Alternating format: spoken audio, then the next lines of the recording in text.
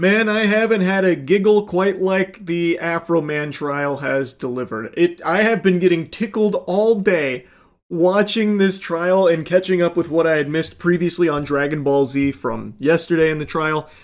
It's just concluded, spoiler alert, Afro Man completely won. And I mean, it was a complete victory here. He got him with the Mortal Kombat fatality in the courthouse here. The fucking police officers that were suing him are licking the toilet bowl clean after he shit all over them.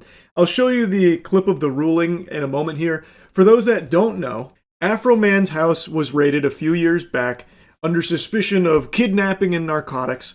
They found nothing. It was a complete sham. It was a load of barnacles. And Afro Man had security cameras set up on his property, so he caught all of this on film, and so he started to use some of that footage to make music, insulting them, ridiculing them, making fun of them, turning this misery into some boner jams for his art. And the officers that he has made songs about and made fun of got really upset. They got super sore about it, so they filed a defamation lawsuit against him. And the lawsuit has made it all the way to court, and now it's settled, but we got to witness what has to be one of the most entertaining court cases ever broadcast. In my opinion, I fucked his wife doggy style. He said it like they were facts. I don't know how the jury just didn't erupt into laughter numerous times throughout this case. There are so many moments just like that. So he has made a lot of songs and a lot of clips all about this raid and making fun of these officers. And I can't believe at no point throughout this process did the officers think, this is a bad idea. More people are going to find out about this. And that's exactly what happened. Huge Streisand effect here. So many people are learning about Afro Man and the new songs he made about these officers through this defamation trial that's gone to court. So now the songs are blowing up all over again. So will you repair my doors? Over 9 million views. Lemon Pound Cake is probably going to start charting on fucking Billboard at this point. This one's going nuclear right now. And it's in part a large thanks to these officers being such fucking bumbling, drooling imbeciles that they actually tried to sue Afro Man for defamation because he hurt their feelings through making fun of them in these songs. I gotta tell you, sports fans, if the officers were upset before, they're inconsolable now. Unless they have a humiliation fetish, they're probably not feeling too great about how this one's gone down, because everybody is making fun of them even more so now. And honestly, this whole case is fucking ridiculous. Anyone should look at this and obviously not be on the side of the officers here, because this is so absurd. Really, Afro Man said it best while in court. Fact, they never should have came to my house in the first place. Fact, if they hadn't came to my house, they wouldn't have put themselves on the video camera and in my music career. All of this is their fact. All of this is their fault. And they have the audacity to sue me. These people and you are the predators and the victim at the same time. So what they did, searching your house, gave you the right to do everything you Under the circumstance that I got freedom of speech, after they run around my house with guns and kick down my door, I got the right to kick a can in my backyard, use my freedom of speech, turn my bad times into a good time. Yes, I do. And I think I'm a sport for doing so, because I don't go to their house, kick down their doors, flip them off on their surveillance cameras, then try to play the victim and sue them. Amen. I think that about sums it up. He has the freedom of speech to make fun of these officers. They are public officials. They went onto his property, breaking his shit, apparently even disconnected some of the security cameras, which I feel like that should be completely illegal to disable, lawfully put up security cameras around one's own home. I think, and it seems court agrees, he was well within his rights to be making fun of these officers and using the footage of that raid in the subject of his songs, making fun of them, joking around, whatever he was doing with that music, using them.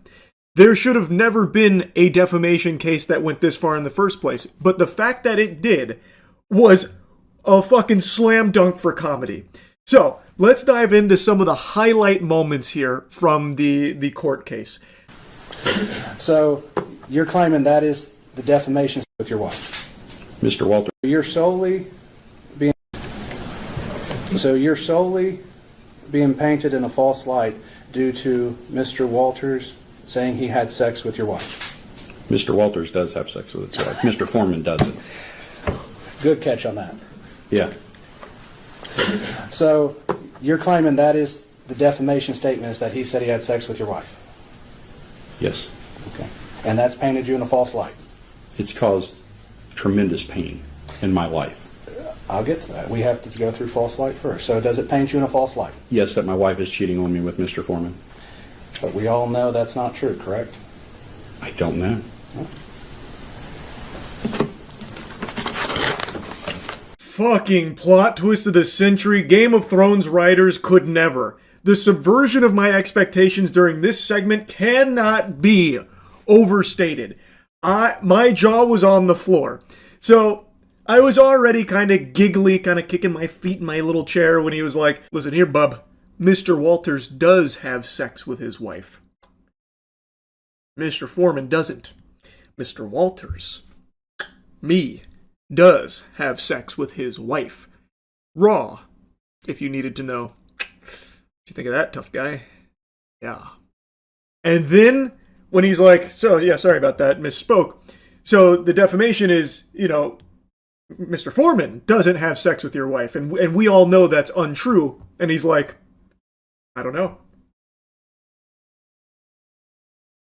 The lawyer was stunned. Like, the lawyer just went radio silent, I think actually blue screened when Randy Walters, this is Randy Walters, by the way, I forgot to mention his name, star of Afro Man's hit song, Randy Walters is a son of a bitch.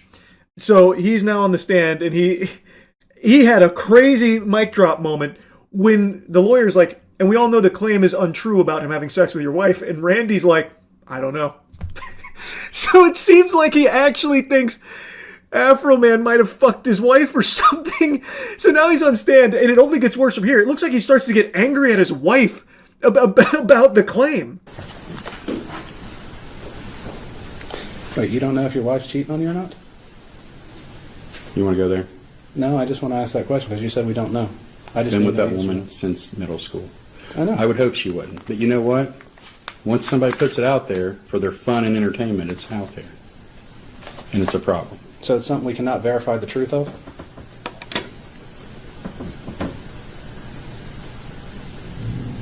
Is it a thing that can be verified, true or false? Ask your client. He thought he was playing chess, but he was actually just playing with his own butthole. I don't know what strategy Randy Walters was cooking up there in the noodle, but this is stunning stuff right now. He was giving him like a layup. He's like, all right, so the claim is untrue, right? And he's like, I don't know. I would hope my wife isn't cheating on me. We've been together for fucking years, but now that he's made a song about having sex with my wife, well, maybe he is. And maybe she's cheating on me. And maybe I hate her for it. We'd have to ask Afro Man about that. Because now it's put out there and now it's giving me a lot to think about. Like, it looks like he starts to stew, like steam there about it. I really don't know what happened there. But oh my goodness gracious. When I tell you I was laughing, I was belly laughing when this guy started saying that. And you could hear the lawyer kind of switch on to like okay, this is weird, but I'll play along mode, where he's like, okay, so you're saying we can't verify whether or not this is like a true or false claim? It's not verifiable info? Because if he's going to try and say that this is defamatory and then turn around and say that he doesn't know if it's true or not, how the fuck can you say it's defamatory? Like, it's an outrageous tactic? I don't know what else to call it from Randy Walters here. It was mind-boggling.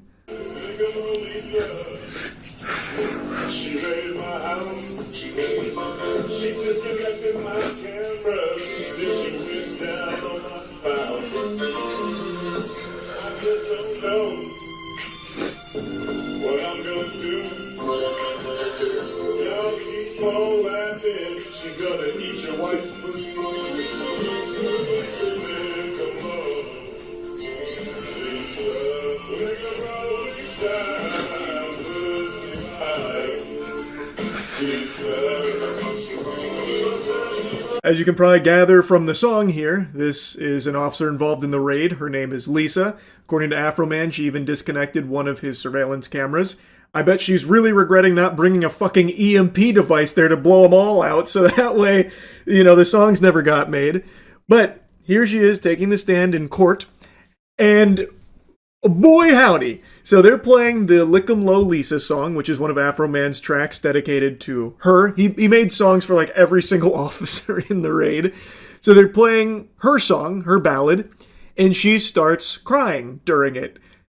And they play the whole song as she is like, tearing up. I don't think they're legitimate tears. I think these are crocodile tears designed to try and garner sympathy from the jury. Like, oh, look at the toll this has taken on her. So I think that's a little bit of acting there. And trust me, I know acting when I see it. I don't like to usually bring this up all that often, but I actually started in the Hunger Games Mockingjay Part 1 as District 8 hospital helper. Not a big deal. I don't really think about it that much anymore. Point is, I know when someone is playing a character. And right now she's playing the sobbing, traumatized officer who is being unjustly made fun of in a song. A very silly track. Like, it's ridiculous.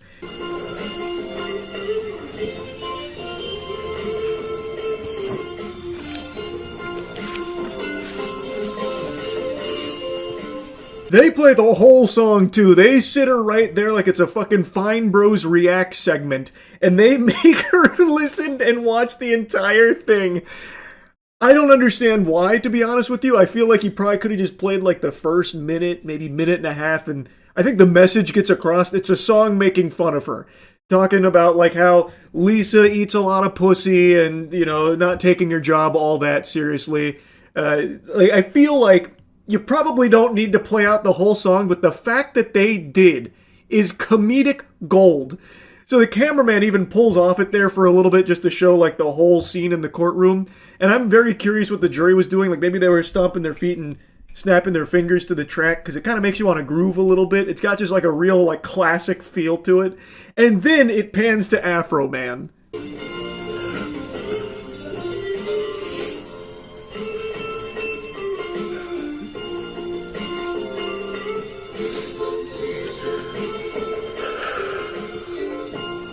Somebody give this cameraman a raise. That is incredible camera work right there. As you can still hear Lisa sniffling and trying to get more tears out, it pans to Afro Man as the song is still playing, by the way, and he is just sitting there staring a hole through her.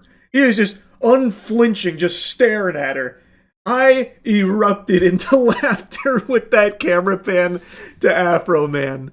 And now, it doesn't stop there. As she's still on the stand, they didn't just play the track or anything. They also just started playing some clips that he made making fun of her. Almost as like a non sequitur. They just kind of pull it out of nowhere. Like, can you pull up another insult here real quick? The jury's gonna love this one.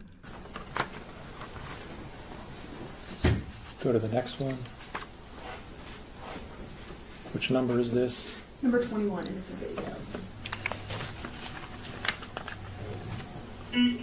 Lieutenant, look at low Lisa. Stop looking at pussy back there. That's your problem. You're always looking pussy and you don't even know how many pussies you've licked.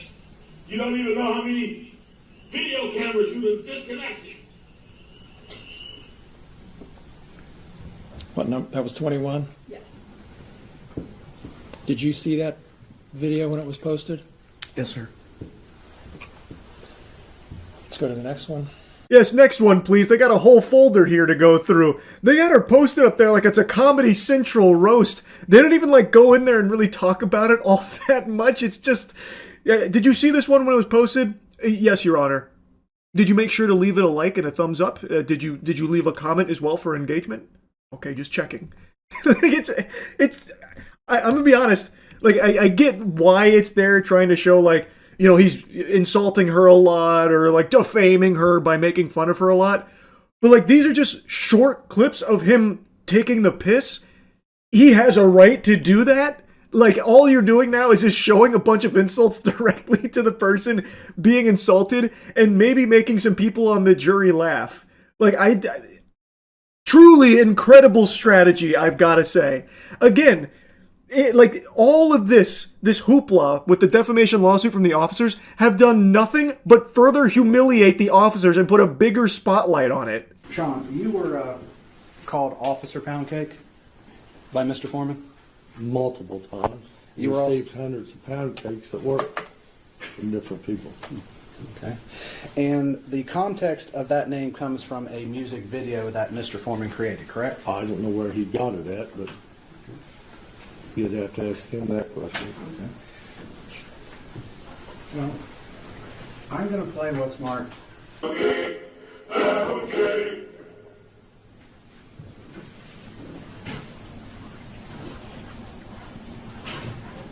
About it there. So you've seen Exhibit P, correct? Mm-hmm. You would admit that's you with the glasses walking by a lemon pound cake on the counter? Yes. To be honest, this is probably the best promo any artist could ever hope for. They played like all of his greatest hits here from this whole saga directly to the people he was making fun of, and left in all of like the links and the promo and like the calls to action pushing to Afro Man's socials. Like, you could not pay for this kind of marketing. It's too effective. Like, oh my god. So they play the entire Lemon Pound Cake song to Officer Pound Cake, and then they're like, yeah, so that's you, right? That's why they call you Pound Cake, brother. And he's like, oh. Like, oh, this whole trial was, it was amazing. And thankfully, it has a happy ending as well. The cherry on top of the Lemon Pound Cake. Afro Man won. The First Amendment won. In all circumstances, the jury finds in favor of the defendant. No plaintiff verdict prevailed. So the matter will be concluded with defense verdicts. Thank you, Mr. Klingler. Thank you, Mr. Osborne. Thank you to the court staff and the Sheriff's Department for security in the building. And we'll go ahead and stand in adjournment. You love to see that right there. So they were looking for a lot of money from this case from what I can see online. Doesn't seem like they'll be getting a single penny. Nothing at all here except for further humiliation. What an incredible defamation case. Fucking Goof Troop here really came after him. Didn't work out. Those officers were really upset about the songs, and now they got a lot more to be upset about, I think. I had to talk about this. This shit had me laughing hard today. So, anyway, that's really about it. So, yeah. It's finally happening. David has been arrested and is being held without bail. It's been 7 months since a child's body was found decomposing in the trunk of his towed vehicle, and now authorities have arrested him as the main suspect in her murder. Her name was Celeste Rivas Hernandez. She went missing in 2024, and her body was found in 2025. She was 14 at the time of her death, according to authorities, and according to everyone's eyeballs, was in a relationship with David. There is a plethora of evidence about these two being in a relationship together, which is something even the most avid and ferocious of David defenders, when they pick up their shield, just kind of brush over. The fact that an adult was in a romantic relationship with a 13-year-old. I've seen them use excuses of, oh, he was homeschooled, you know, so he couldn't have known that that was bad. What the fuck? It's just actual craziness. And I started talking about this when the story was breaking, and I got a lot of pushback. There were a lot of people, you know, going ballistic about how wrong this whole thing was, and that I'm a fucking gullible idiot for thinking David was the one that did this. Just this large vocal group of deluded fans that were trying to, like, brainwash people into thinking that it was all a lie, so they were cooking up these elaborate, unhinged theories on what actually happened and how David is innocent and is even a victim in all of this. Oh, you know, fucking 5G towers were blasting waves that signaled the cartel to come perform a hit on this child and then put her body in the trunk of David's vehicle to frame him for her murder. Like, it was bouncing all over the place. I can't even remember everything that they were spewing, but it was all just complete gobbledygook, just complete babble nonsense that anyone who even bothered to look at any of the evidence could easily point to and say, no, you're wrong, just look at this. But they would refuse to look at the reality of it. The evidence, even at the time, was pretty damning. He was even leaving fucking breadcrumbs in his music about this. And he wasn't exactly shy about broadcasting his relationship with this child. So even if he was innocent of the murder, he was very clearly dating a minor. Like it was just crazy to see so many people were defending him, and I imagine are still actively defending him, even in the face of this arrest, because he hasn't been formally charged for anything at the moment, and I imagine that's what they're latching onto like a baby to its mother's bosom.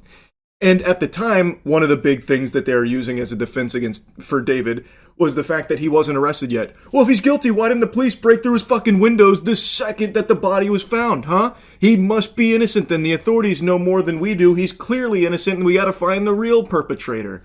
Completely oblivious to the fact that that's not how the world works. Not everything is a goddamn action movie. They had to also build a case as well. And yes, this did take a lot longer than I and most people would have expected, given how abundant the evidence is against David. But I imagine that this is pretty standard procedure for them to gather tons of evidence to build an ironclad case, and now they are confident enough that they've moved to the next phase, which is arresting him.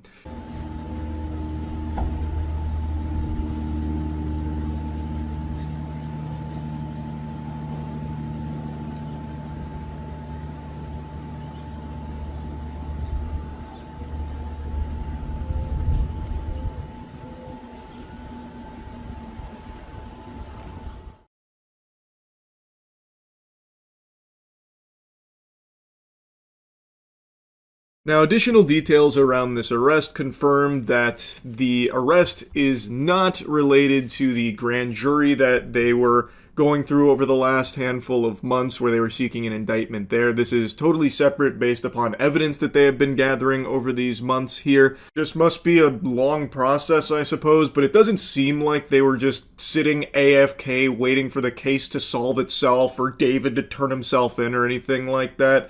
It's just a process that I guess took this long. All right, and so a lot of people wondering, so many things seem to point to him. Why did it take them this long to make the arrest? We know they're pretty methodical about how they do things, but. Yeah, it's a good question.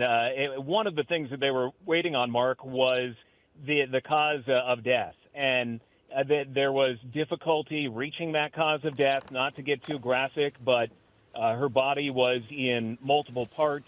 It was in, we know from court documents, 2 different body bags in the front trunk of that Tesla when her body was found. So it was difficult for the medical examiner to determine the cause of death. So they had to prove or be able to show to the DA that she was murdered, that it wasn't something else where, let's say that she overdosed and then somebody freaked out and put her body in that trunk. They have to be able to prove that it was murder. They now believe that they can do that. This part got a big old and a scratch on my chinny chin chin for me, because what do you mean this could have been like, an accident, like she overdosed and somebody freaked out? So then they chopped up her body and stored it in the trunk of a car. Who freaks out like that? Like, oh no, this accident just happened, quick!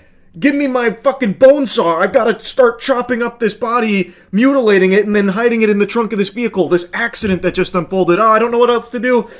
Biting at my nails. All right, now give me the hydrofluoric acid so I can dissolve all the body and hide the evidence. Like, is that something plausible? Because to me, it's not. If that is what happened, they're psychopaths, and that is also a crime too, by the way, to do that. So like, I understand how important it is to find the cause of death. That makes a lot of sense to me. But what else could it be besides murder? This is a gruesome, disgusting, grisly crime here.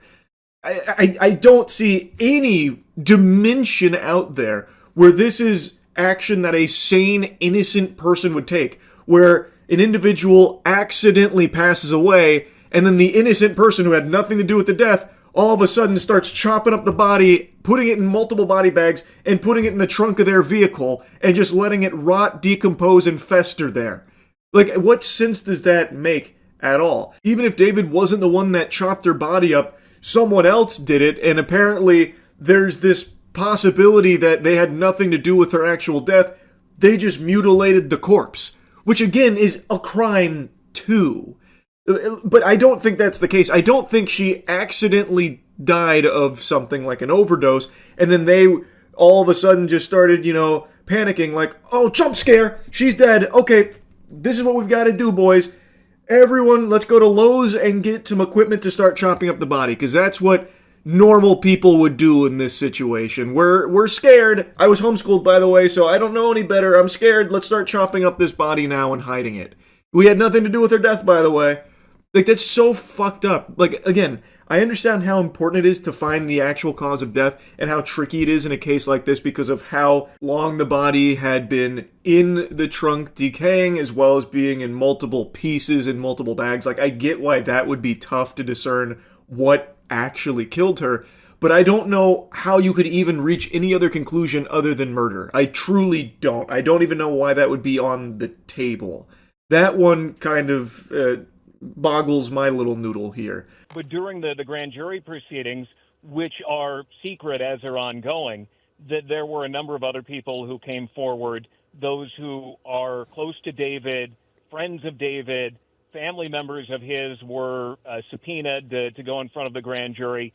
So if there are other arrests that could be coming, we don't know. But as of right now, he is the only one that we know of under arrest. Now, apparently there were some of David's friends that allegedly started squealing, like snitching about it to a certain degree. There's also someone a lot of people have had their eyes on in David's entourage. His name is Neo. That's what everyone calls him. And it's someone that Law and Crime mentioned during their coverage of this as well. But as of right now, it's just David under arrest, but I guess there could be more if some of his friends knew and tried to help him cover it up, or just didn't report it, tried to stay, tight-lipped about it. So I guess we'll see how it all unfolds. Right now, it's just him. Overall, just an extremely sad and sick case. Hopefully there will be justice for Celeste Rivas here. And even if somehow David isn't the one who actually murdered her, it is irrefutable that he was in a relationship with a child. So he should also be going to jail for that.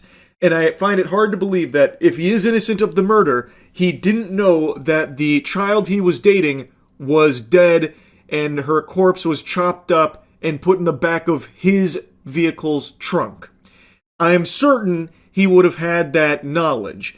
So again, even if he didn't actually kill her, he is not innocent. He is not some, victim in all of this. He is an evil monster, and I do believe he is the one that killed her. I think all of the evidence points to him being the person that most likely did it.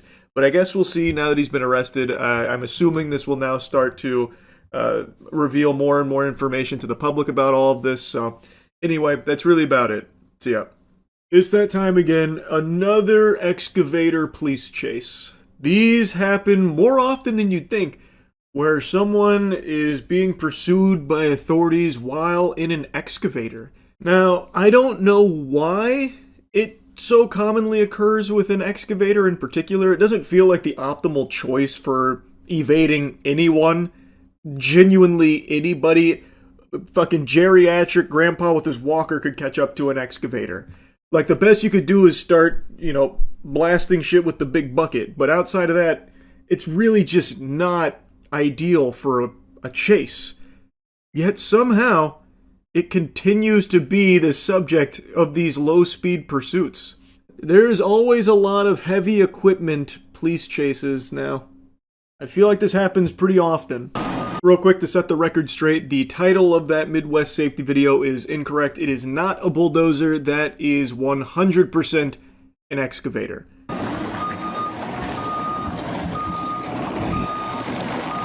There it is. Hey, stop! The kaiju. Stop! You can't stop it. Stop the car!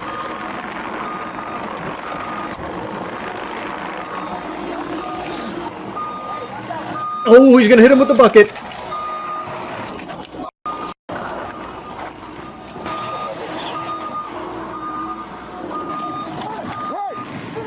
Put it down! Stop it!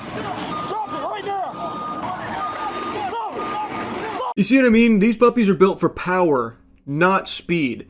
You are watching it at fucking full throttle. That is pedal to the metal excavator action right there, and it's not exactly zooming around, It doesn't have a whole lot of get up and go to it. But what it does have is the ability to 360 degree like a fucking owl's head there, swinging a big old heavy bucket, which collides with that truck there and manages to shake the officer off of the cabin.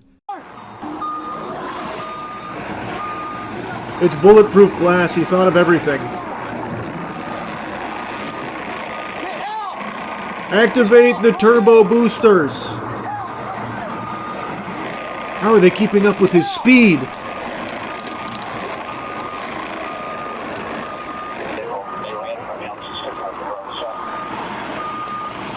Officers, may I remind you that impeding in a construction site is indeed a crime?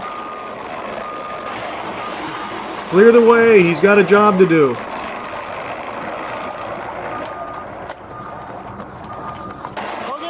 Oh, the officer's gonna get out there and hold him back with his bare hands.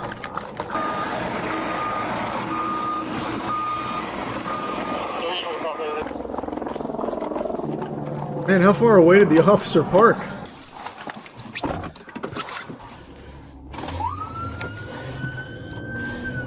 Maybe he doesn't see them. True! Maybe he didn't see them.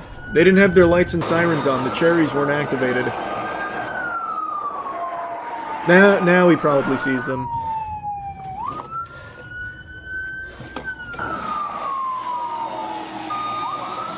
Oh, he's avoiding the pit maneuver. Nice.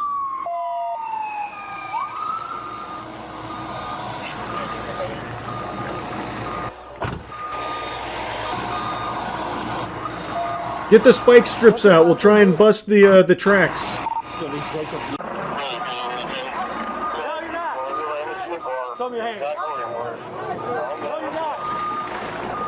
Wait, who is that? Those building employees?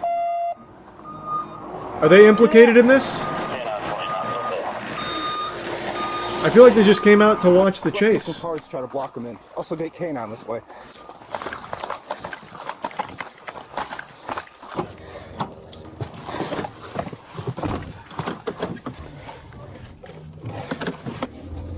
Trying to block this in. What a terrible strategy.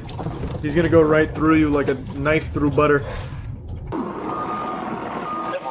Look at that speed. You can't stop that. This is the one thing the officers could never plan for. They have no countermeasure.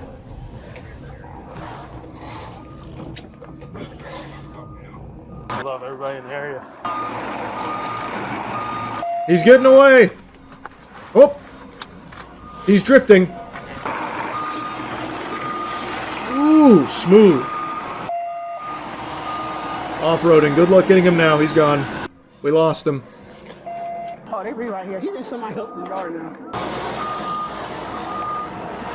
Far be it for me to give advice to the guy in the heavy machinery, but maybe turn off the lights. He's gonna ram you.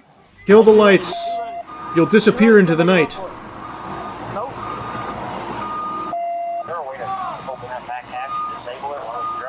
Go deeper into the wilderness. Backhoe whenever we try to get near it. And start spinning it in a circle like Garen's E. Then they can't get close.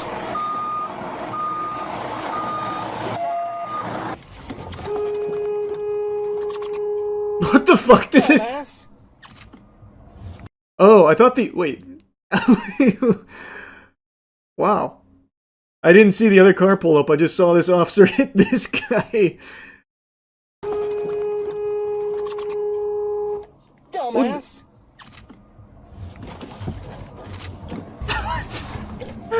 Okay. Watch out, you got really bad drivers coming behind you. They almost hit Hughes.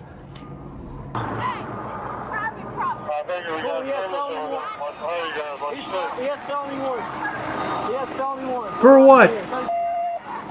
What's the charge? Enjoying a drive? A succulent big bucket drive? I don't care. I don't care. I'll get him. No, don't touch me. Don't touch me. You need to stay back. You need to stay. Oh boy. Get him out of here. It's getting crazy now. The crazy family has arrived. As advertised.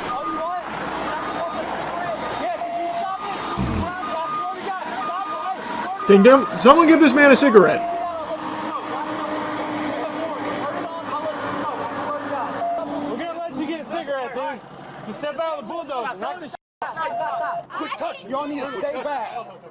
Quit touching me. Let me get him. I'll get him.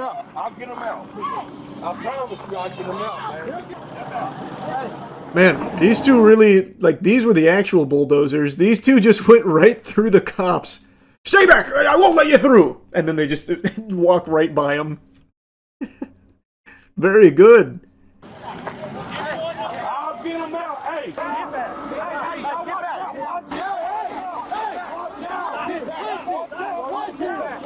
All right, let's calm it down a bit. Let's take the temperature down here. No need to be yelling. Jacob, we're not. Come on, step out. Easy enough. He just didn't know you guys were there. Man, this is just so much commotion. Holy. There's so much yelling. I was just curious if he somehow got back into the vehicle. How is there still 3 more minutes of this? Let's go. The cigarette strat not patched yet. Yeah, it still works. Ultimately, he did get a cigarette. That wasn't a lie or anything. He was allowed to smoke his cigarette there. And the second that happened, the tensions just evaporated from everyone. The officers, the family, the guy, everyone just immediately calmed down and entered Zen mode. Like, it was just all, you know, much more calm. Just the second that cigarette gets into the equation, everyone's like, oh, well, I do say, chap, look at us. What a mess we find ourselves in, huh? It was remarkable how quickly things settled down there. Now, he did still end up getting arrested for, you know, everything there, like the fleeing, and the officer says that the bucket did actually hit him, like he got hit by the arm when he swung it around, and took a picture of like an injury or something that he had there and showed it to the others. Of course, I don't know the extent of that. It didn't really look like the bucket hit him, but it was also extremely fucking dark, so can't say for sure. But things did settle down there, and as far as excavator chases go, this one was on the more tame side. Anyway, though, I watched just about every excavator or heavy machinery chase that unfolds. It's always so fascinating to me. Anyway, that's really about it. So, yeah. Island Boy. Did that just send you into a fight or flight response? Yeah, I bet it did. That's a name you probably haven't heard in many moons now. The Island Boys have had a huge fall off. Very few people even remember them. I completely forgot they existed until a clip surfaced of one of them doing a 20 women versus 1 Island Boy, and he was just getting brutally cooked, absolutely roasted. It wasn't like a dating thing, it was more just 20 women line up to insult this guy to his face, but he is so unbelievably stupid, he can't even understand half of the insults. It's cinema, and I have to share it with all of you. In today's video, we got 20 women versus 1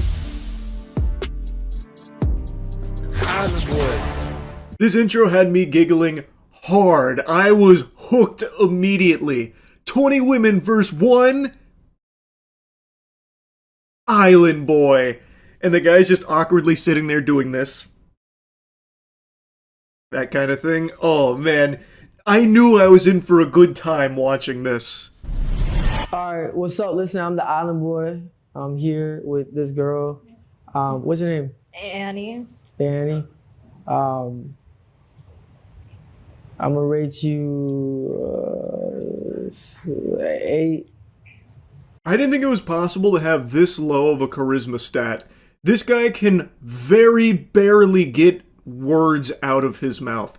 And he looks like he is like spamming idle animations on a Mortal Kombat character select screen just to stay somewhat lucid. Because it looks like if he stopped moving for more than like 3 seconds, like stopped swaying, his whole body would shut off. It looks like he is perpetually on the verge of passing out. Like his brain has to work so hard just to get a few neurons to fire to do the bare minimum of human sentience. It's unlike anything I've ever seen before. Oh, she's an A. Why you give it an A, bro? I don't know. Are you Asian? Yeah. You're Asian? Mm-hmm. Like fully Asian? I'm half Vietnamese. I don't know, because I heard Asian girls have like bad. Oh, really? Yeah. Who told you that? I the Asian girl before. Oh, it's not me though. It's not you? Mm-mm. Okay. What am I supposed to do with her? Yes? So how you feel? You said swipe right? Yeah. Swipe right is good. Nice! Look at the way the island boy handles business here. Smooth talking, silver tongued Casanova. Are you Asian? I heard Asian girls have something pussy, I think is what he said. And then she said, okay, where'd you hear that? And he just goes, I fucked an Asian girl. So you heard it from yourself. I also don't think he fucked an Asian girl, by the way. I think he was trying to look cool. It's incredible how just, even through the computer screen, I'm getting dry. Like, it's making me, like, shrivel up into myself. I can only imagine what it's like to be in the same room as this kind of vermin. Like, it's like a Dementor of vibes. He comes in, he just sucks out all good vibes and leaves nothing but awkward cringe in its wake. Swipe right? Right, alright, so she good. Okay. Man, what the You have nothing to say? What? do you have a fake chain or something? How can someone be this observably dumb? He is an actual imbecile. Every time he opens his mouth, you can hear the idiot inside of him. This guy is actually just fucking stupid. By every measurable metric imaginable, he is just fucking dumb. And he can't interact with people at all. So even on this dating show, he can't muster the bare minimum of introducing himself. The best he can do is interrogate her about a fake chain. And the host of this has to keep prodding the island boy for a couple of extra thoughts because he just can't speak in more than like 3 words at a time. So the host is like, why'd you rate that girl an 8? Or, why do you think that, Fly? That's the island boy's name. This is Fly, one half of the island boys. It's unfathomable. And honestly, seeing that they're successful should show you just how far we have devolved as a species, that we allow someone like this to have as much money as he does. It's so embarrassing, it's so fucking sad and pathetic. You have fake chains, so what's the problem with me having a fake chain? I don't have any chains on. Well, I mean, you have fake chains, so like if I have a fake chain, why is that? You're Girl. supposed to be asking my name and introducing yourself. Girl, what are you talking about? I have fake chains? Well, you're asking about my chain. Like, are you introducing yourself? What's your name? Okay, yes, my name is Fly. Fly, you kissed your brother. I most definitely kissed my brother. Yep, uh-huh. And I made millions off of it. Oh, congratulations, bro. You'd do it again? No. You wouldn't? Okay, valid. I mean, I wouldn't either. Wait, Fly, why you say no? Like, why you say you wouldn't, bro? I feel like the host also despises this worm. He's constantly kind of poking him like, so why wouldn't you kiss your brother anymore, Fly? Come on, explain it. Now, this is the clip that went viral, is this lady in the gray outfit. She came on and just instantly tears this guy's asshole apart. She stretches Fly's ass full goatsy and does not let up. So she immediately lets the audience know that Fly makes out with his brother for internet attention and money online.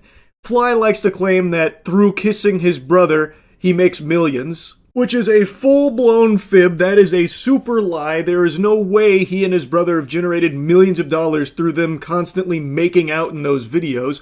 Nobody wants to see that disgusting shit. The only reason the Island Boys did make money is because they were paid for appearances so people could clown on them. And the people that watch them solely to make fun of them. They are a public spittoon that people like spitting on. So they made a lot of money through that. Not through the incest that they used to like to film for content online. He definitely hasn't made millions from making out with his brother. If you made millions off of it, wouldn't you do it again? Because look, to be honest with you, like she said, I had fake chains on. You said is my chain fake. And to be honest with you, listen, I wouldn't. Okay, if I was to walk past by you at the mall, I would. Well, I don't go to malls. But I wouldn't even look at you.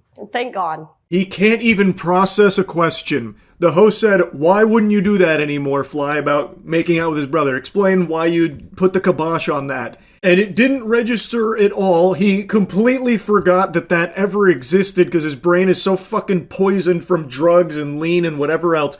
So he completely forgot about that and then said, like, because she talked about me having fake chains. So you stopped kissing your brother because she came in here and said that you have fake chains? What are you talking about, you fucking weirdo? You absolute degenerate scumbag weirdo. And then he's like, if I passed you in a mall, actually I don't go to malls. But if I pass by you, I wouldn't look at you. Yeah, I mean, you're my height, you're scrawny, you're skinnier than me, you wear a size small, you made out with your brother, everyone thinks you're Jeffrey Epstein's son. Like, I mean, good job. Okay. You're looking for your third baby mother because the first two you couldn't keep? My third baby mama. No? Why would I? Why why are you on a 2v1? I'm just asking. Because you I was just because I was yourself. asked to. Okay. You could have just introduced yourself. Listen. If you're gonna be rude, I'll be rude too. Bro, just listen. Look. Okay, now I'll listen. Okay, listen. You look like you're from Minnesota. Okay, and you look like you're 5'2". Okay, that's fine. Do you have like booster shoes? No, I don't have. Do you have a booster seat for when you drive? I like his shoes though. I ain't gonna lie though. I like his shoes His shoes are though. hard, but they have a little extra height option. Why are we all playing around about his shoes looking hard? They are not. That looks like some shit I would have worn when I was 8 years old with the little light up things on the bottom of your shoes where it gives like little RGB gamer lights when you take steps. That looks like what he's wearing. He is wearing bedazzled fucking combat boots with 5-inch heels on them. They are not cool. And she is absolutely right. This guy is a loser, and she is just saying that directly to his face, insulting him, and it just looks like he is in a state of blue screening in the brain. Like he is just constantly blue screened. He can't grasp a thought, he can't talk, and he doesn't know what anyone's saying to him, it sounds like. I imagine what goes through his head is what went through Spike's head in that episode of Rugrats when you got the POV of Spike, the dog, where anytime like the parents were talking to Spike, it was "Abu-ba-gabba-go-babba-ga, Spike." Like, that's what I imagine the island boy hears anytime someone speaks to him. Look, I'm gonna keep it real with you. I spend a lot of money on my drip. That's great. That's awesome. I saw you shopping at Lululemon the other day. Dude, at Lululemon, it was for a girl. Okay, good. Girl, I have a mansion. I have a nice car. That's rented on Airbnb? I have a nice car. I'm so proud of you. Okay. Good job. And you're broke as Okay, yes. Did kissing your brother get you the mansion? Girl, to be honest, you need to dye your hair black. Because you look black? Yes, because you look emo. Okay, now I'm emo? Yeah, not you. I'm emo because you kissed your brother? Your teeth are yellow. Okay, that's fine. I can get them fixed. But you can't unkiss your brother. Okay. Bro, why am I talking to this stupid... It's like he's about to cry. That one he understood. That one penetrated his infinity layer of stupidity that surrounds his body. That one made it through. That insult landed, and he is not happy. Jiminy Christmas, just listening to him, though, his insults. Your teeth are yellow. You should dye your hair black because you're emo. Like... How do you even take someone like that seriously? It's so pathetic. It's like it's almost pitiful. Like I almost feel bad for him if he wasn't just such an insufferable douchebag asshole. Because you kept talking. I kept responding. Girl, I'm better than you. You're not. You're my height. My status is better than you. Says who? Okay. You're famous for what? You get clowned on the internet for fun. Good job. You're famous for getting laughed at. What do you want to be? Oh, Jinkies, she is so right. Their entire legacy, their entire existence is just to be laughed at. They are just a laughing stock, and they have made some money off of just being those clowns. He is not better than her. He likes to try and pretend that he's better than everyone he interacts with and his status is so much better. But she's right. He's just someone that people can't help but point and laugh at because they're fucking losers.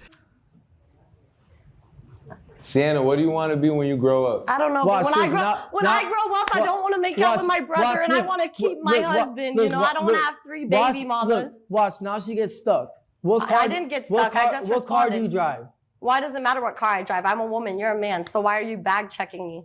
Can you not compete with a man? Do you feel like insecure competing with men? No, to be honest with you, I do this all the time. Oh, you compete with girls all the time? I know. You argue with women a lot on the internet. I see. Brutal. Just absolutely brutal. She is just spanking him over and over and over again. And anytime Fly tries to get any sentence out, he keeps stumbling over his words and just bumbling them. So then the host steps in to try and like steer it a little more, but even the host then just starts sarcastically making fun of Fly too, and Fly is too fucking dumb to recognize that everyone in this facility is insulting him and making fun of him, laughing at him. Hold on, 'cause I think we're getting confused. Sienna, look, listen. Nice to meet you, though. Just by looking at Fly, if you had to rate him 1 through 10, what would you rate him? Listen, to be honest with you, Is your brother taller? He's my twin. So no, they're both short. I don't know. He's like a 4.5. You know, his personality brings it down. Sienna, he got some drip on though. You know the drip. Cool. The outfit is cool. He's but the drippy. personality Bro, brings I don't it give down. about my outfit. I'm so glad. I don't. To be honest with you. So now the host and Sienna are kind of just like bonding here over talking about Fly and also talking over him too, because I feel like no one wants to hear him get these fucking words out that he's struggling through. So now they're just talking over him and about him and laughing at him. What went wrong, bro? What happened? Bro, to be honest with you, if this was to go viral, it's because of me. And to be honest with you, you ain't like her? No, she's a fan. No. Wait, hold on, Flash. Let her at least step up to the plate right quick. The host has me laughing, man. I gotta be honest. He's like, okay, Fly, so what went wrong there? What's crazy is the host had to step in to even like have a conversation through Fly because he is completely incapable of talking to human beings. So the host was really the one talking with Sienna. And then, you know, he eventually breaks down and it gets her to get out of there, you know, tells her scram, and then everyone, you can literally hear everyone in the studio laughing at the island boy. So now he's pouting, so now he's like crouched over, really upset, and he's got a little tantrum going on. So the next girl that steps up, he just instantly says, no, get out of here, no. Immediately no? Is it because she made you mad, or is it like genuinely like no, just immediately? Immediately no, to be honest with you. Can I ask why? She calls him out on it too, like, is it just because you're mad? Because of what happened there, where you just got absolutely fucking smacked down there like it was WWE? Is that what's going on here? He's like, no, it's just immediately no. It's just immediately no. Because you gotta introduce yourself. I don't think he's ever had like some nice chocolate in his life. Like, you know what I'm saying? He done experienced the white, the Hispanic. Fly, what you know about chocolate, bro? I fucked a black girl before, and to be honest with you, she just played NBA YoungBoy, and she just. I don't even listen to that. I don't listen to most rapper trap music. My name's Mila, by the way. Okay. I also don't like your name. He's such a fucking loser. It's crazy. Like you could not write or create a bigger loser of a character in a show, right? Like a cartoon couldn't make someone this pathetic. It goes against conventional wisdom that he exists in the current state that he does. He is shockingly pathetic. And I couldn't watch the whole thing. It was just too painful just listening to him. So I skipped to the end because the title says Gone Wrong, and I wasn't sure if it was about him just getting roasted all the time or if there was something like that went crazy. And I think it refers to how it ends, which is him basically just walking off. I think he finally started to recognize that no one there respects him. No one there takes him seriously. He is a fucking joke. So then he eventually storms off. That looking cool. I would paint you. That's hard. I don't really need your paint because it's not gonna do nothing for me. Okay. So, right, you good, you straight, go. Alright, he said you good. I'm good. Yeah. Okay. We might have to get that painting in. Hold on, we might have to see that painting. I'm out of this bitch. No. Wait, can I go next? Can I go next at least? Can I go in your car? What do you mean, can you go in their car? What about your car? Don't you drive something super nice, Fly? I have to imagine you're rolling around in some kind of Ferrari or a Lambo or something, right, dude? From all the millions you made making out with your brother? Why are you trying to bum a ride off of someone in the studio? That's not very hard. Especially when half of what he said throughout this was about his money and his status. That's a little weird and peculiar. But yeah, that's kind of where it ends. It then just goes on to like behind the scenes shots of him just like waddling his way around and people laughing at him. It's yeah, I mean that's kind of the whole 20v1 there on the island, boy. What an adventure. What a journey. That shit was something special. I had to yap about it. That's about it. So yeah. No, I don't play chess. I retired. I hung my jersey in the rafters. No more chess. I got too into it. Traffic stop. Planet Fitness parking lot. Oh, nothing good ever happens in a Planet Fitness. Uh-oh, this is about to get crazy. I already feel it. The title already told me, but now that I see it's at a Planet Fitness where the Genesis is, we're cooked. No, I'm expired. Yes, sir. Yeah. I'm listening with the cat in the car right now. Okay. You got your ID on you? Yeah, Yeah, it's just expired by, what, 3 weeks? Yeah, I mean, we're... What's that? Probably the cat. Oh. Meow. What's your social, ma'am? I don't know by heart, but I can get my... This seems so polite right now. How does it go tits up? Where I'm speaking with you, Mr. Montgomery? No, man. Okay. I don't have no weapons. 42 years old. She's hiding something, or she's got words or something like that. Hey, just keep an eye on them. All right, male driver's the listed owner. Still working. That's on not the trying to most figure out unbelievable who thing in the passed. world, not knowing your social by heart. I could definitely see that. I'm sure there's plenty of people that don't. I don't think that's that suspicious. I'm gotta get that fixed. I understand Yeah, no problem. I can't find her information, so that's why I was going to ask you guys to step out of the vehicle. Our car looks like... Yeah, I see. Come and go. The car looks to be in good shape. What do you mean? What's wrong with the car? A little bit of bird shit smudged here, but that's nothing. That'll buff out. What do you mean, man? The car's fine. Why are you saying it like that? Absolutely, yes, sir. Because of the tag? What's that? It's not 7. I don't even know what I did. Okay, you're not wearing your seatbelt, so I'm allowed to identify you. It's Fuck places. What the hell is a Terminator? Is that the spike strip? Or what did he do? He just drop a bomb under the car tire? What is that? I'm assuming that's a spike strip, right? Fuck is a Terminator? A Claymore! Yeah, man, just deployed the tactical Claymore here. all right. Yeah, I'm trying to be cool. Get her car. Oh, did he just dodge the Terminator? He outsmarted him. Got flat.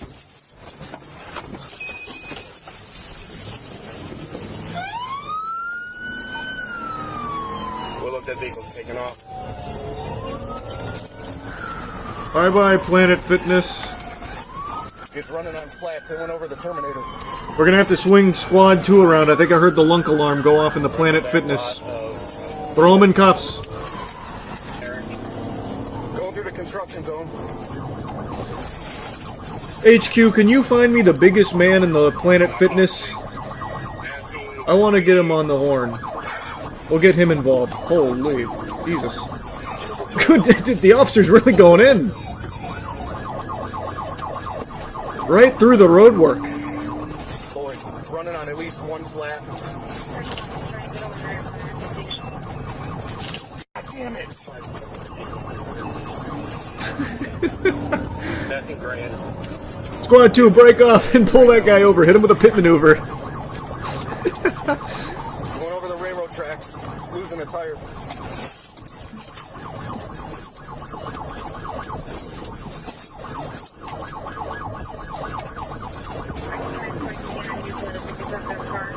Uh-oh, the Terminator's taking its toll on that tire now.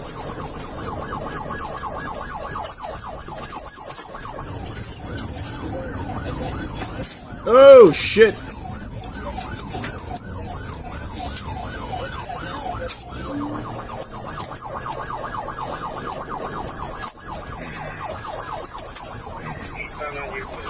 Damn, the officer's growling at him.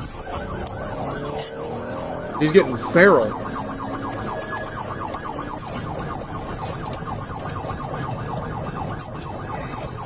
Throwing out the windows. Throwing something out the window. It was a banana peel. It didn't work. Try the green show.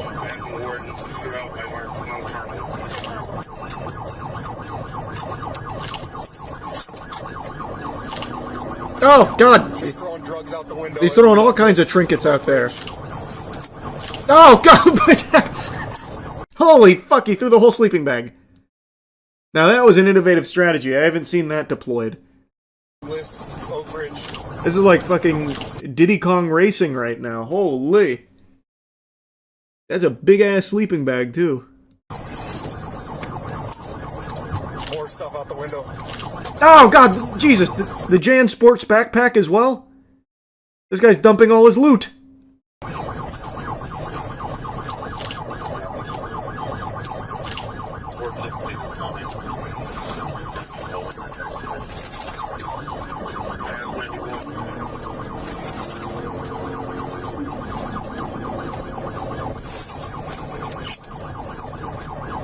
Oh shit, right by the Chick-fil-A.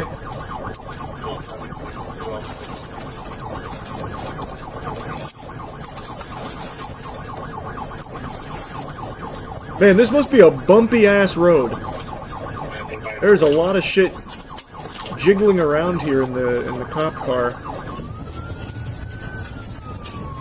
Also, what the fuck was this attempt here? This has to be the laziest deployment I've ever seen of a spike strip. Hopefully he's in the right lane going super slow. What happened? Did he like yank it too far back maybe and I just missed it?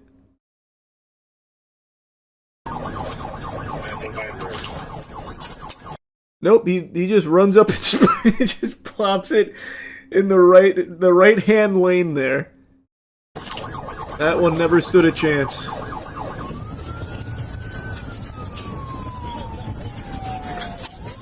Into the Lowe's parking lot. You ready, buddy?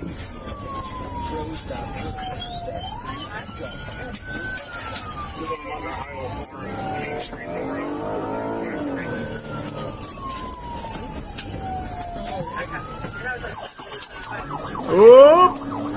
I smell a pit maneuver. Yep. They had a bunch of open space. Oh, fuck, he's still cruising! Oh, there goes the whole tire!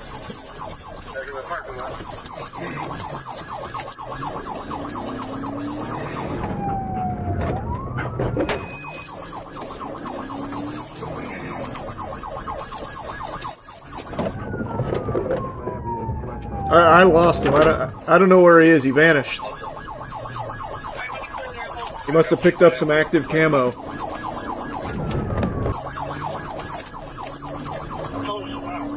Dark blue. It's only got 3 tires now and damage. Damn, he actually vanished.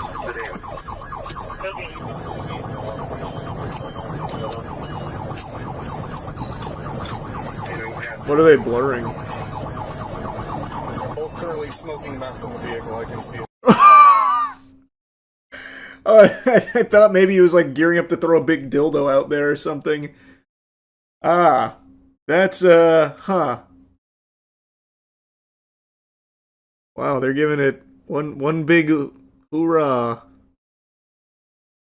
Right behind him.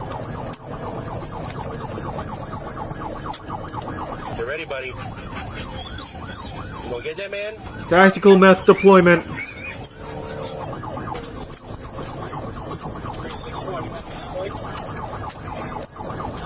We got more spikes. You can get them out.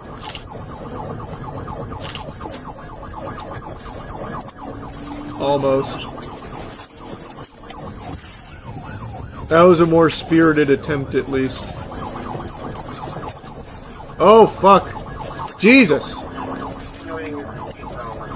Okay, now I'm starting to get a little worried that he hit somebody. Does everyone walk away from this okay? Because now he is fucking zooted off his gourd now. So now he can't even stay in the right side. The meth powered him up. Yeah, it's like the goddamn star in Mario Kart.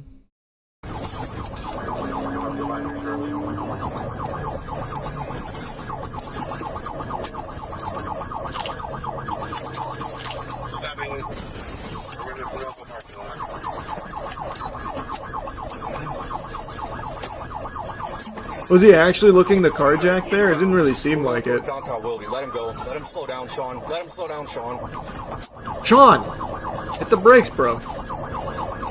Just back it off and turn your lights off so he slows down, and he's doing 70 on one rim. He's crossing there, you know. All right, let it go. Basically, you can advise Menor. He's coming into their city. He's going 60, 70 through Vine Street here. We're going to let him go. He was throwing out numerous baggies. There was a whole book bag he threw out. And That was a very responsible decision right there, because it was getting very dangerous. Just drive, dude. Why are you yelling at him? What did he do wrong? He's stressed out. Got a fucking maniac on the loose. You got the methed out marauder just fucking pillaging the city here on the streets. Searching for them, the suspect seized the opportunity to make multiple carjacking attempts. Oh, he actually... What the fuck? Oh my god. Damn, this guy's actually fully unhinged. Him and his girl were actually going to carjack them.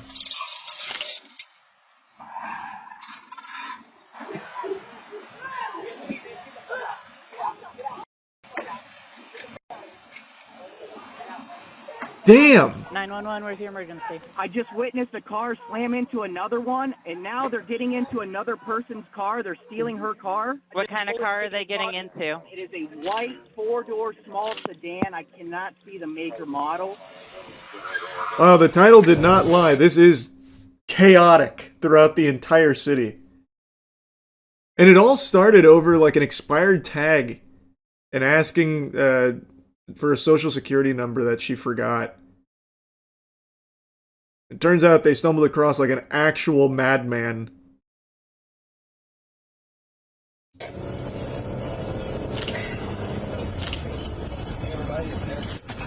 And they left their cat in that car, by the way. So they carjacked this and left their cat in this car that they have just crashed into another vehicle. I feel so bad for the cat. I hope the cat's okay. Are you okay, ma'am? I'm shaking up. Okay, were you in your car? Yeah, I was in my car. He Okay. made me get out. Do they have a gun or anything? We don't have a crowbar. So they turned right on 306. Holy shit. So this guy was actually gonna fucking beat her to get the car. Yeah, this guy's hopefully going away for a long, long time. Heading south. Chester Township as well. Whatever, on tip. Yeah, we're going on a field trip. Yeah, you write your 15th day paper today. About how you almost lost your life 16 times in the car. We jumped this bitch twice. What are you What? How you almost lost your life 16 times in the car? What are you talking about, bro? That's not what I'd want to hear with the person who is still currently driving me. You telling me you almost got my ass killed 16 times today? You don't have control of your vehicle like that? You're not that guy? Bro, drop me off. I'm not on the force. I don't need to be doing this. I've got the data I need for my paper. Let me out. Let's go! Here we go. Big deployment. Oh, there you go. 25's got a hit. 25. Oh, it doesn't have an ID on the driver. It does have an ID on the driver. We're going to have an egg rock. What? Did the officer... Didn't mean to click there.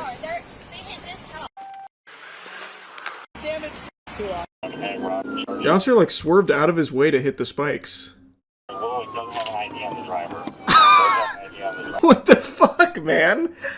Why did he do that? The cop literally went out of his way, swerved to hit the spikes. What did he think it was going to be? Like a speed boost or something? Like video game rules? Like it's F-Zero GX or something? Oh, fuck yeah, boost pad.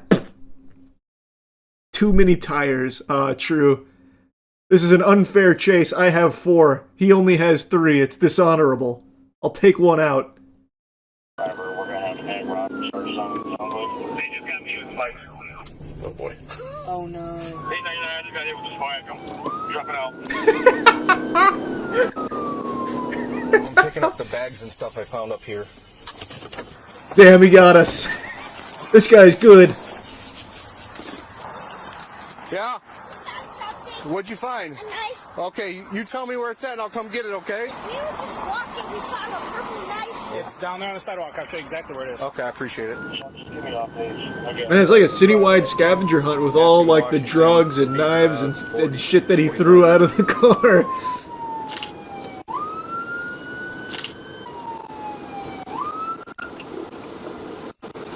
Yeah, he just pulled in the Giant Eagle, Mike.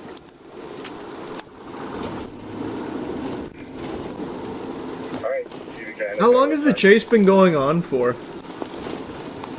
I feel like this has been a really long chase. It's starting to get to nightfall now. Trying to carjack somebody else, it looks like. Oh, he's actually going for another carjack. Holy shit. Alright, got a sheriff's car now on the lead. Tried to carjack another car, Mike. Alright, keep calling it. They're still chasing him right now as we speak.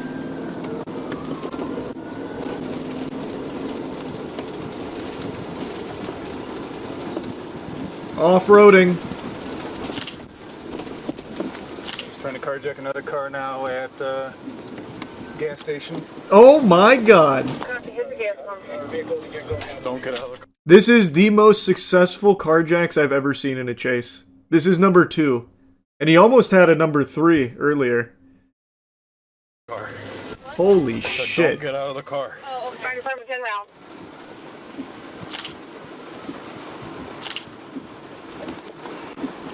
Oh my god.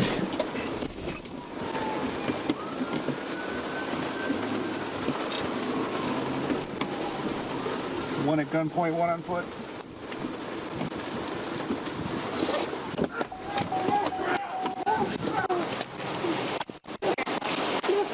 What seems to be the problem, officer? What's the charge? Yeah, what's up? So, listen, please let me kiss him. I can't do that. Yes, you can. I can, but I won't. Brother, you carjacked 2 cars, attempted to get a 3rd, threatened to beat a woman with a tire iron to get the car. I'm dead anyways. I'll be dead in 10 minutes. Okay. Alright. Car in our city and carjack the car. What's your girl's name? Stacy Montgomery, my wife. Okay. Hey, this is so tight. Okay, we're gonna switch it off. Ma'am, sit up. Hello? Sit up, ma'am. I need you to sit up. Matt! Oh, Jesus Christ. Yeah, that's awful. Nah, I can't watch that. They actually just did all the drugs in their car during the chase. Yikes. No, she didn't. It was actually her just faking it. That's a big brain strat. Because they blurred it and shit, and I was like, oh, it must be real. Oh. Damn, they got some fucking strats. That's jailitis. Yeah. Jailitis, huh? Fake seizures for last thing I want to do is. It was just drugs. No. So now it's not drugs. No, it's fake drugs. I said whatever was in the car. Just random. Our fire department. Jesus Christ. Robbery, grand theft of a motor vehicle, and vehicular vandalism. Separate charges were also filed through the Willowick Police Department, including failure to comply, obstruction, vandalism, tampering with evidence, possession of drugs, and multiple traffic-related offenses. I saw littering the in Ohio there. Adult Parole Authority later confirmed that Montgomery was currently on parole and had an open burglary case through the Ashtabula County Prosecutor's Office. The female passenger, Stacy Camplees, was not on parole, but was also connected to the same open case. Camplees, 42 years old, was identified as a passenger in a vehicle connected to an incident involving aggravated robbery with a weapon, robbery, grand theft of a motor vehicle accident, and vehicle vandalism. She was taken into custody. Why does it say free text? What is that? What is that? Is that a charge or is that like a placeholder, like boilerplate shit? What is free text? Some lorem ipsum. Yeah, I guess maybe that is just bottom text, I guess. Packaging. They also observed white powder residue throughout the interior of the vehicle. Officers also located the cat concealed under the driver's seat, buried beneath various items. Oh. The cat was removed and transported to a veterinary hospital for evaluation before being transferred to animal care services and is not suspected of wrongdoing. For privacy purposes, we are not identifying the cat. That's cute. What an adventure that was. Wow. So she got off very easy. Which I'm very surprised about. She actively kept going in the vehicles he was stealing during the armed carjacking. Wow, they really took it easy on her for that. Probably because he did all the assaults and he was driving. Yeah, But she also saw the carjacking and then still got in the vehicle. Like on her own volition, walked and ran into the vehicle. Like, if I watch someone steal a car, I can't just, like, sprint to it and be like, all right, here I come. Or at least I didn't think I could. I thought I'd get in trouble for that. They got Crack Septic Eye. He doesn't even look like him at all, but that's a great name. I feel like you just had that one in your back pocket and needed something almost close enough to use it. I got no wacky intro for you on this one. We're going to be covering a degenerate scumbag streamer who appears to have beat his wife on stream, and now, since it's blown up, he's trying to use a Jedi mind trick to convince everyone that their eyes were wrong. That you had a malfunction in your vision, because he didn't beat his girlfriend, he only pushed her, actually. Your eyes are wrong, you didn't see what you thought you saw, is his strategy. But how about I show you the clip first, and then we'll go ahead and digest that a bit. Okay, take these off. Take the lids off. Chill. You need to have no drinks in here. Ow. Ow.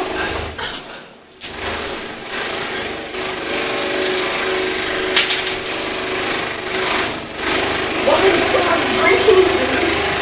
It was in here. It was on this. I don't even know how. I turned around and... Calm down. I don't know what to do. I don't know what to do. I don't know what to do. Turn your thing off and turn the fan off. Yeah, it looks like he strikes his girlfriend. Who pushes someone with a closed fist? You can see on that first time he brings his arm back, he has it balled up. You can very briefly see like a frame of what looks like a closed fist.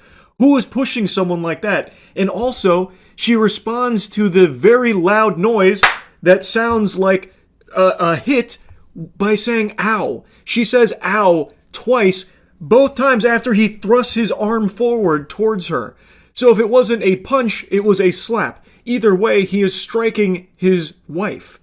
Like, he's trying to claim that it was just a push, which, by the way, is also a really fucking weird defense too. So like, no, I don't hit my wife, but I push the fuck out of her, actually. I push her so hard that she says ow multiple times. Whoa, guys! Let's pump the brakes, hold your horses. I don't hit my pregnant wife, that's uncivilized. I just push the fuck out of her until it hurts. I cause her physical pain through pushing, not through punching. I use a open hand palm strikes in a pushing fashion like a monk. That's what I do. And that's normal. You guys, you're blowing this way out of proportion. It's fucking disgusting, this freak. And now all of this is over him spilling a drink on his setup and him like panicking and throwing a temper tantrum over it. His wife came in to like try and help, and then she's over in the corner, and then you can see him lunge at her twice, throwing his arm at her twice in what appears to be a punch or a slap. Either way, it is a strike. That is not him pushing her, and even if it is him pushing her, it clearly hurt. He caused her pain. You can hear the impact. Like, you can't talk your way out of that. You can see and hear this through the clips. But here, let's do a little zoomed in version where you can really more clearly see and hear everything. Okay, take these off. Take the lids off. Chill. You need to have no drinks in here. Ow. Ow.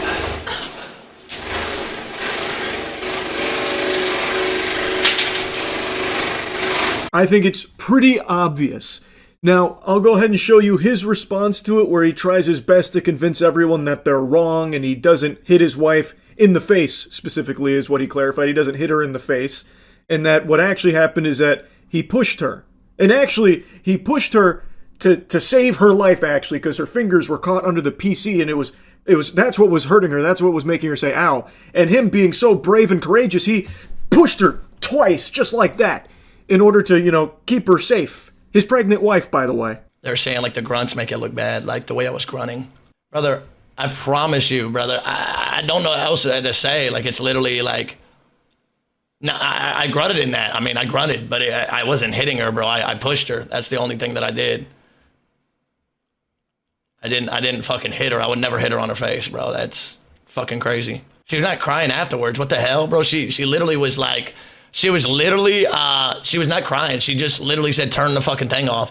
Bro, what I was saying is, if I hit her, she would have been like, yo, what the fuck? Why'd you do that for? What'd you hit me for? It wasn't one push.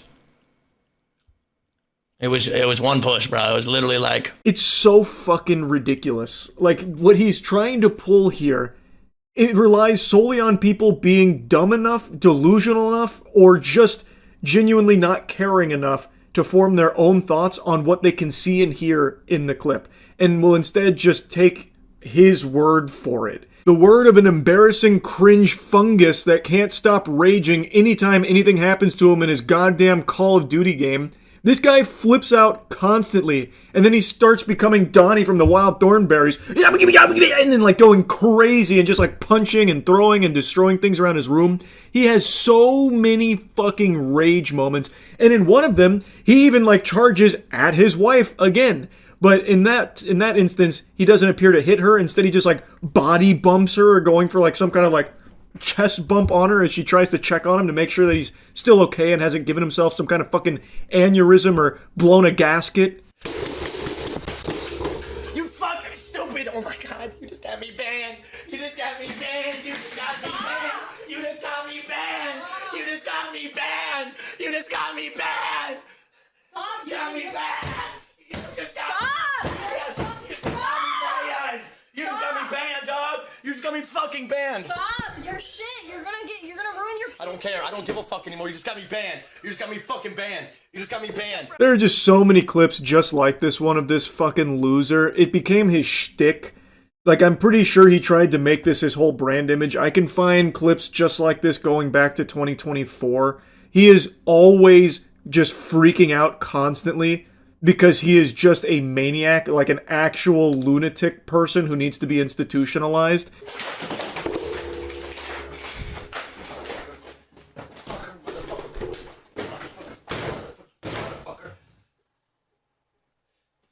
Ooh, I swear to fucking God. You think I'm not? You think I'm not? I'm not? You think I'm... And I just spilled it.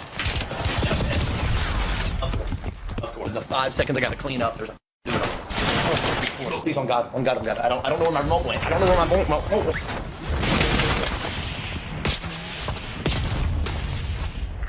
Bro. Oh my God, bro. Oh my God, bro. What do I do? Chat, please help me, bro. I don't know what to do. I don't know what the fuck to do. I don't know what the fuck to do. I don't know what the fuck to do. I don't know what the fuck to do. I don't know what the fuck. He's literally SpongeBob with the ripped pants. This is his one joke. I hesitate to call it that because he actually does just have this level of disorder where he can't control himself. He is just always having violent outbursts, but he tries to use it for his content on TikTok. Like, that's his whole image there, is he's the psychopath guy who's just always fucking angry, it seems. What a complete pathetic loser. How do you even look yourself in the mirror? The shamelessness, man. Like, how? You're just such a fucking weirdo. Now, he does seem to have made a habit out of constantly spilling his drink on his desk because he's always hitting it and freaking out. That kind of thing, always for the sake of his clips on TikTok. But in the one where he starts hitting his girlfriend, or excuse me, his pregnant wife, it seems like he didn't anticipate the drink to spill on his computer and actually cause a problem. So from what I understand, it did actually get in there and cause an issue on his PC, which is why he was freaking out even more so than usual, and then got physical with his wife. Now, to really seal the deal, Jordan Cisco here had a galaxy brain scheme of bringing his wife on stream to defend him, and trying to really showcase everything that happened, you know, giving his side of things to make sure everyone understands the truth of the situation. And his wife seems to have a bruise around her eye. That's what it looks like. I want to see what he says, Jeff. I'm literally like hyperventilating and shit. And then I come in here, and then she comes in running after me. Then I pick up the PC. I put it on top of that PC. You see that PC right there? I put it on top of that PC. All right, you understand? Let me put it in context, bro. So when she's standing there, I'm putting the PC on right here. Hold on, let me see. Wife, can you come and record this, please?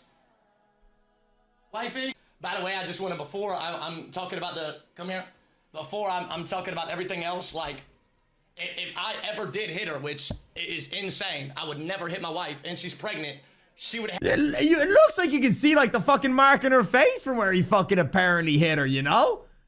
Looks like she's got a fucking black eye. Have stuff on her face. I mean, you could... So you guys can look here. Literally see, like, I have shorts on. It really does look like that. And his explanation here of, I was stacking the PC on the other PC like Lincoln Logs. You see, that's what was happening here. And then my wife came in and I needed help, and then her fingers got caught under there, so I had to start pushing her, in order to protect her. And she was saying, ow, like it was hurting her because her fingers are under the PC and it's really heavy. It's like tungsten. It's like a tungsten block. Very dense. Fucking 10,000 pounds on her fingers. I had to start just striking at her face to push her off of there. And I basically, with the cords attached, I was trying to pick up this PC like this, Jack, and I was putting it on this PC. You understand? On this PC that I just had. Nobody saw anything. Like, it was insane. This. Laid it flat like this. Then it got on her fingers. You saw it. It was in the corner of the screen. By the way, nobody saw anything. Like, it was insane. Man saw me use one arm motion and thought I hit her. Like, it's insane. Listen to his story, Chad. I'll show you the clip. Hold on. She had her fingers right here. And she literally, that's when she was like, she couldn't get it on the PC.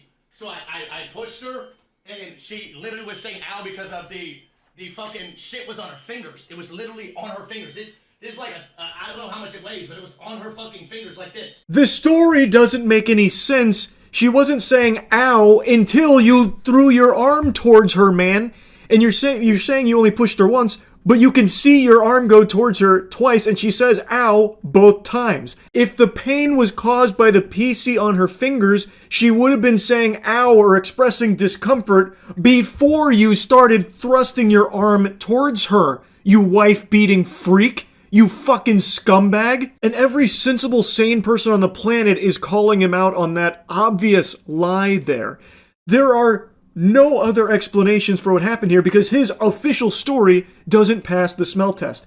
If the pain was caused by her fingers being under the PC, why was she not saying anything like ow until you started doing this at her?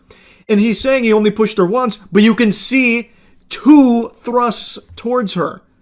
So what, did the second one not happen? That just doesn't exist? He's just rewriting the lore there, just trying to hope that you didn't watch the clip yourself? It's just ridiculous, man. I'm not, I swear on my life, on my soul, I'm not an abuser. We are in a happy relationship, a very happy, we're literally married, and we've been together for 5 years. Trust me, if there was something up, our whole family would know about it. I'm telling you. You can hear her Chad, saying please. ow, ow. I'm telling you, we are in such a happy relationship. She's going to be talking about herself, by the way. I'm going to be out of the room because I want y'all, I don't want y'all to think I'm being like that. The skin contact that you guys are talking about, where you're hearing it, Jordan was so freaked out in that situation, and I love him, and I've been with him for 5 years. Like, when Jordan flips out, like, I mean, y'all have seen him many, many times. I mean, if he punched me, I mean, it would be very obvious. I'm very pale. Be very obvious if he, like, literally hit me or something. So, her eyes. She's not really saying that she's not saying he did it either. What I normally look like all the time. She goes on to say that if he hit her, it'd be very visible, and that the mark on her eye is just what her eyes normally look like. Now, I haven't seen a picture of them outside of, like, a stream setting, so I don't know if that's true or not, but it definitely does seem like a mark. But she goes on to defend him, and it's just heartbreaking. And even in the initial clip, after the very clear signs of a strike and the sound of the impact, the skin-on-skin contact, she, like, responds, ow, and then, like, kind of shocked, like, you can hear that. And then she goes back to talking to him as if it's normal, like it's just business as usual, like it's treatment she's used to. And it's fucking heartbreaking to hear that. And for him to then put her on stream like, okay, she's going to talk all by herself. I'm not going to do anything. She's going to talk all by herself. Now she's going to be over here and you can ask her anything you want. She's going to talk all by herself. She's going to be on the... And then she sits there to like defend like, oh no, it's all good. It's just very sad and scary. I just had to yap about this. I'm wishing the absolute best for her and the baby. I really hope she finds a way out of this relationship. I think the evidence is pretty clear that there was definitely a impact that caused pain. If not a punch, potentially a slap. I don't believe his narrative that it was a push. But even if it was just a push, why are you pushing your fucking pregnant wife? Why? Why are you putting your hands on her aggressively like that? He's saying he only pushed her once, which again is easily disprovable. It's categorically false because you can see twice he thrusts his arm towards her. So if it is a push like he claims, he did it more than he's saying he did, and it clearly was aggressive and a violent push. But I am of the belief that it was either a punch or a slap based on the sound of things. A push doesn't make that kind of sound. But I will reiterate again, if it was a push, it's still completely unacceptable to be violently shoving your pregnant wife, you gross fucking scumbag freak worm person. This whole thing has been infuriating. I really think this should constitute not only a ban, but an investigation. This should probably lead to jail time. I would think they should look into it at least. I think the evidence is pretty clear, but let's see what authorities have to say. I hope there is a follow-up to this because it's just completely unacceptable. So yeah, I wanted to yap about it. That's really about it. So yeah. Alright, today is the big day. Johnny Somali's sentencing is about to be handed out. T-minus 1 hour as of me making this video, so I don't even know what the outcome is right now. So you're seeing me all kind of bubbly and excited because he could be facing many years in jail, which he rightfully deserves. I have made numerous videos talking about this degenerate plague that has swept across the globe, going on this intergalactic tour of knuckle sandwich consumption where he goes and he harasses people, spreads misery, and then eventually gets his ass beat. When he was in South Korea, things got a little more out of control than normal. He went full-blown fucking Insano style. He went Cro-Magnon brain and just committing crimes and then even doubling down to commit further crimes after being shown leniency and insulting them for being nice about it and not instantly throwing them in the slammer. He then repaid that generosity by doing more crimes and more unforgivable degeneracy. And all this for the sake of his dog shit content. He's a live streamer and his whole thing is just go around and be a nuisance. In South Korea, they weren't having it after he was terrorizing them for quite some time. Citizens even took it upon themselves to just beat him up whenever they saw him. They even had like a live Johnny Somali tracker. They literally had like a Modern Warfare 2 UAV online tracking this guy's movements, so that way when he was outside, they could just punch him. But clobbering Johnny Somali must be more addicting than heroin because people couldn't stop after just one. It's like a Lay's potato chip. You can't just have one, so they end up just kind of wailing on him because he is a complete defenseless little fucking worm who starts all of these fights, instigates all of these fights, and loses every single one of them without ever even getting a blow in there. He just gets knocked out, knocked on his ass, goes into the fetal position. Like, he's more familiar with the fetal position than he is on his own two legs. So anyway, he started getting beat up. He kept committing crimes over and over again, and then finally had his day in court, believing with his full chest that he wasn't going to be punished, that he wasn't going to jail, so he didn't take it seriously. He'd get drunk the night before, blackout drunk. He'd show up and make a mockery of the court. But slowly but surely, the reality started to set in that he might be spending years of his life behind bars in South Korea. All for his terrible live streams that no one actually even supported him on. He doesn't have any, like, actual fans. He has people that tune in to watch him ruin his life for their entertainment. So his life is completely pathetic.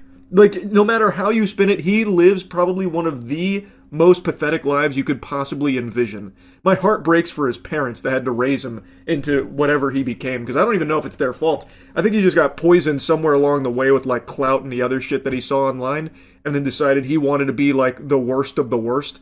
I couldn't tell you, but anyway, he is about to be handed out his sentencing after all of the crimes for which didn't go so well for him, didn't go swimmingly in court like he thought they would. And now we're about to find out his sentencing. We're going to see how long he's going to be in jail for. I can't wait. Next clip you see will be after I learn what got passed down here in the judgment. This is one of those standing ovation type moments, sports fans. He's going to jail. Yep, he has just been sentenced to prison with labor. It's still so fresh right now that I don't know the duration. The news is still trickling in, but it did not go well. He was found guilty on all charges, including the deep fakes, which was one that he pled not guilty to. The others weren't really a surprise or anything, but they came in there and fucking slapped him around in there, it sounds like. I'm very curious to see what the duration is for his prison sentence. But probably not the result he was hoping for. I just have a hunch. Apparently, he has the opportunity to appeal within a week, which I assume this slimy douchebag will. I'm taking a guess. I'm not his lawyer or anything, but I'm assuming it's going to be a desperate claw to try and get some kind of leniency, which he has already shown numerous times. He washes his ass with leniency and will never actually learn his lesson. When he did this shit in Japan, and Japan showed him mercy, he insulted them for it, and then when he left Japan, he continued to insult them and then continued doing the exact same public disturbances and like the harassment and the crimes and shit he continued to do after they showed him some leniency. So I hope that he is not granted any leniency here in his case in South Korea. It doesn't seem like he is, because he has now formally been sentenced to prison with labor. And I am salivating. I am sat in my seat like it's the fucking Super Bowl, just waiting, watching on bated breath to see how long he is going to jail for. Because with all of the charges and all of the crimes that he has been found guilty for, this could be many years. Like, it could potentially be a large chunk of his life spent behind bars in South Korea now, all from his obsession with clout through being a live stream asshole, a public nuisance streamer. He dedicated his life to just making everyone else's life around him miserable for his content, and now it's finally looking like justice is being served. So, I'm still waiting to see how long he will be spending in prison.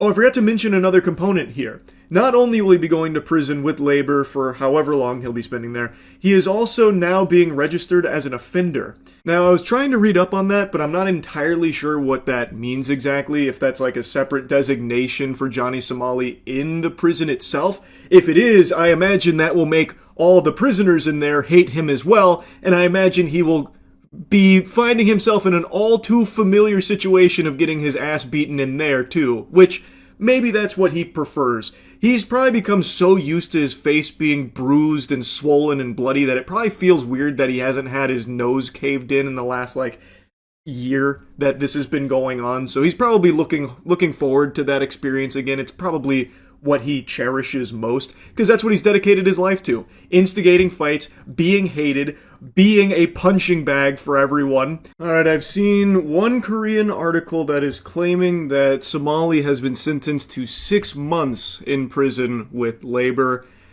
The details aren't fully confirmed. It's right now just one article right now.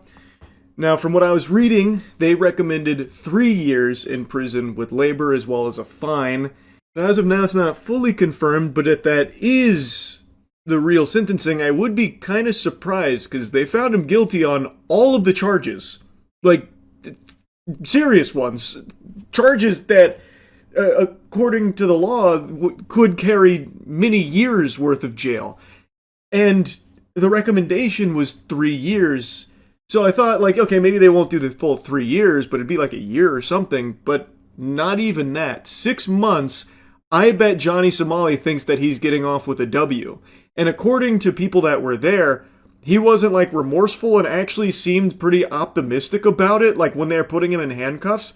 So maybe it really is 6 months. And again, to him, I don't think that's enough. He's not going to learn his lesson or anything. When he gets out, I imagine he's going to go right back to this shit in another country. That's what he does. He's already proven that. He spent 3 months in a Japanese jail. And then the second that he got out, he started insulting Japan, giving them the middle finger, saying fuck you, all that kind of thing, saying that they're weak, and just went to South Korea and started doing all of it all over again, even more so, going even more hog wild. So 6 months isn't that much more. I don't think that's going to change him. I'm very surprised if they really did take it that easy on him. Again, it's not fully confirmed yet. I'm going to keep waiting for more to come in, but that is looking like what the ruling is. Alright, more news has now settled. It is indeed a 6-month sentence, pending appeals from both sides here. So, could be more, could be less. I imagine it'll probably stay at 6 months. Another tidbit is that he does have that sex offender status now for 5 years. So he's got 6 months in jail in the slammer with labor and will be a registered sex offender for 5 years in South Korea, as I understand it, according to the articles I read. So it's still a W that he's going to jail, but I don't really think that this punishment is going to do anything to make him stop doing this shit. I think his behavior will continue the second he's out. Like I said, he already spent 3 months in a jail in Japan, and then the second he got out, fucking Pandora's box was opened once again. He went right back to the same content and then some. 6 months, it's not the biggest difference, so I really do think that he is probably cheering. He is probably pumping his fist celebrating that they went so far under the recommended sentencing of 3 years. But it is what it is. It is still, at the end of the day, good that Johnny Somali is going to jail at all. That's great news. So that'll be 6 months with Johnny Somali in the slammer. Anyway, that's really about it. See ya. New crazy Florida chase just dropped. Look up Wild Chase in Florida Keys. Let's see. I bet this one goes crazy. 2 weeks ago from Scooper. A big police response. Is there audio right now? Because if it's only in the left channel, I won't hear it. My left earbud doesn't work. This one? Oh, multiple angles. There's a Range Rover coming up on me right now.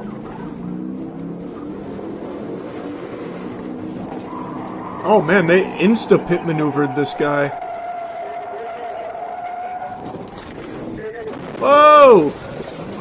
Jesus Christ! Now how's anyone gonna use this road without that sign? I gotta shut the whole bitch down.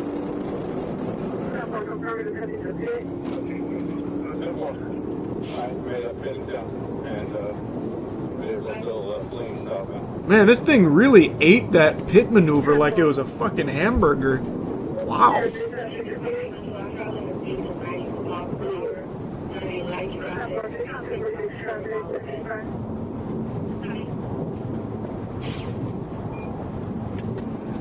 He's got the turn signals going, that's nice.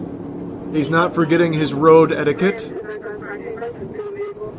He said, I don't respect the speed limit, but I will respect my turn signals. Oh, oh, oh! Hit a banana peel.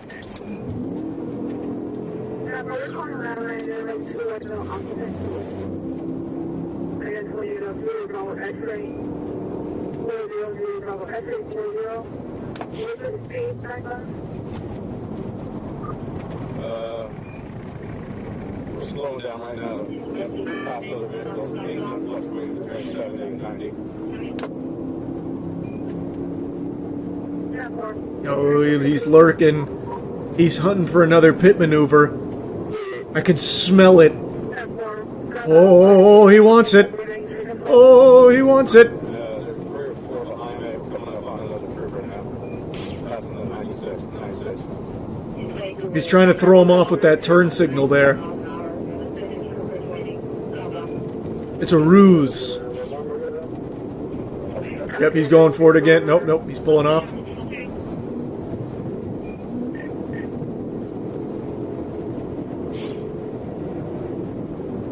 He can't pit on this side. This guy knows it. He's familiar with the tactics.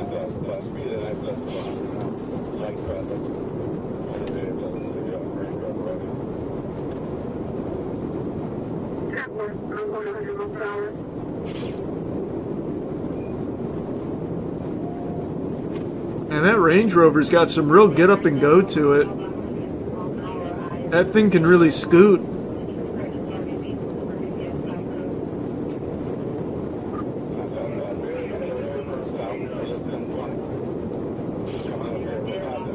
He's lucky Steven Seagal's not in this jurisdiction. Dude will be catching up to him on foot.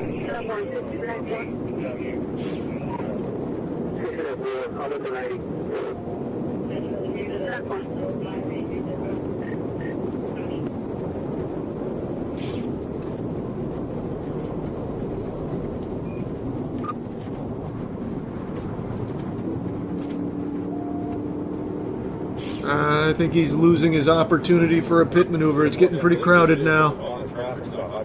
Fire the harpoon! I was wrong. You instantly just proved me wrong. I look like a real dummy now. Oh, the legendary 0 mile per hour pit maneuver! What was that? It sounded like he started building something out of Legos. What happened there? What the fuck happened?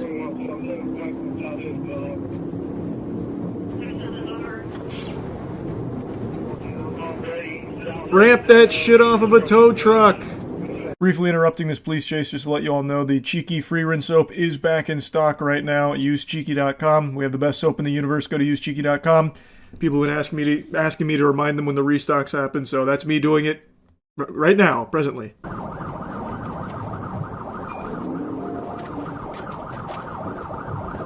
Oh! He really greased it.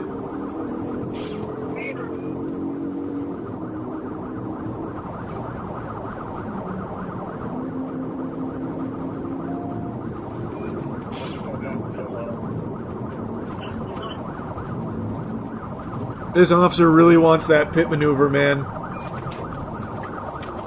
Is he gonna do it? Oh! No. I thought he was gonna go for that that real low speed pit again. Oh, they spiked him! Damn it, it's not enough to stop the Range Rover! God, what are those tires made out of? Tungsten? Dude's got the adamantium rims. This shit probably reinflated. And there's someone at the Ring doorbell at the officer's house. What pandemonium. Man, this is quite an advertisement for a Range Rover, I'll tell you what. This thing eats pit maneuvers, spike strips. Nothing slows it down.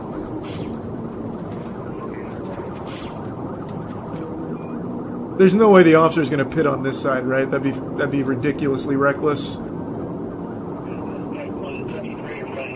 No, there's no way. Is this off? Wait, is this guy insane? He'd send him barreling towards oncoming traffic. He'd take out an innocent bystander.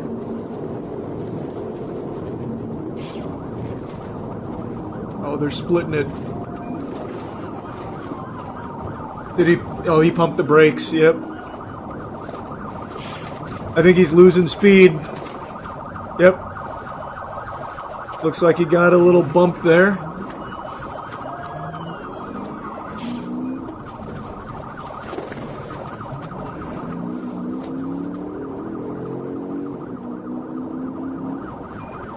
Man, this is a really good tour of the Key Largo area. I feel like I've seen everything.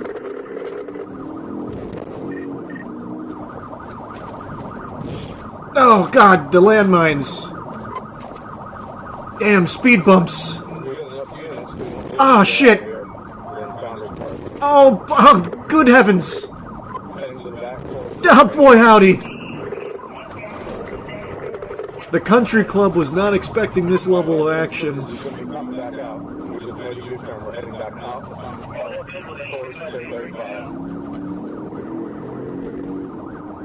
Good God, there's bumps. Oh, not again. The shocks can't take much more.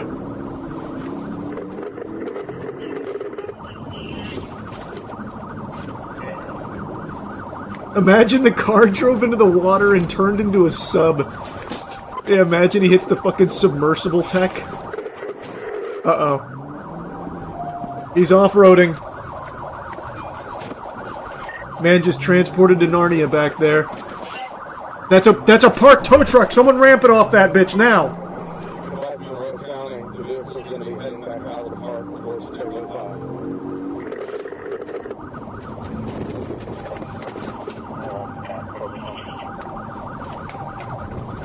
Man, the cop was not about that action. He said, I'm not going in the forest.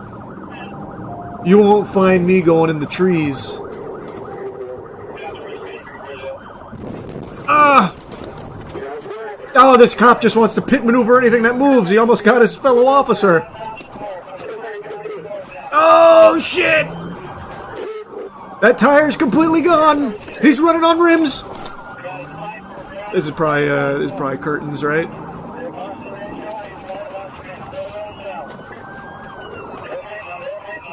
Oh, they're squeezing him. They're putting the squeeze on him.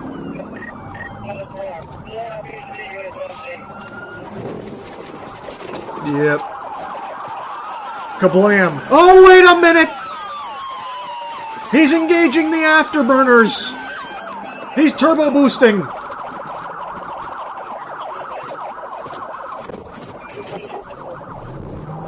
I like that the officer tried to chase him on foot there for a little bit. Man thought he was Superman for a second. Oh, God! Oh! If I was that guy in that vehicle, I would be beyond pissed right now that the officer just wrecked my shit for no reason. No, not the boat! Oh, God, not the boat, too! No! See if you can get MC Soda set up. Is this an instant replay, or is this still going somehow? This has to be an instant replay, right? Just a different angle? Yeah, it is. Yeah, we're just seeing it from the other officer's perspective, different POV.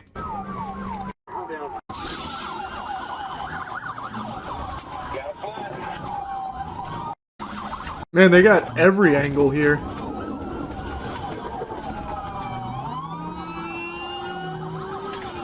That truck is desperately trying to get out of the way. He's like, oh, fuck. No, I've seen this movie before. Not my truck.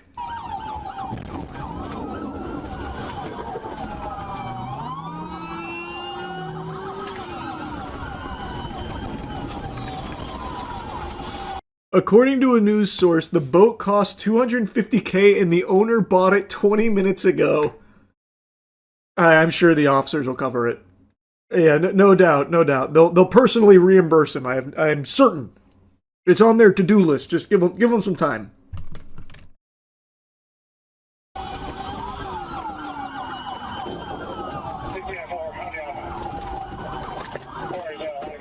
Oh man, that's brutal. Shoved up against the lockers here, right into this guy's brand new boat. Dual prop boat just getting manhandled. Fresh off the lot.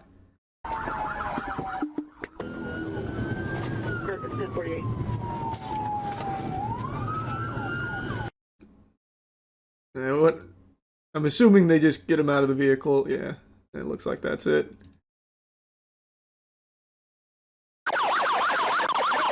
Oh, that's ear piercing. Holy. That's deep fried audio.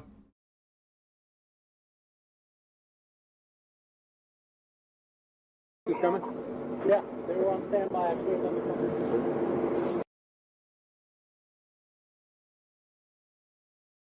Can I learn a little bit about this guy? Bring him into this vehicle for an interview. Over here across the street, like done. What do you mean? Like the engine done, or? I don't know. My record is done. He hit me. I got in front of him and he T-boned me. Oh, shit. So crazy seeing how old this guy was. Oh, he was unbelievable. Holy shit.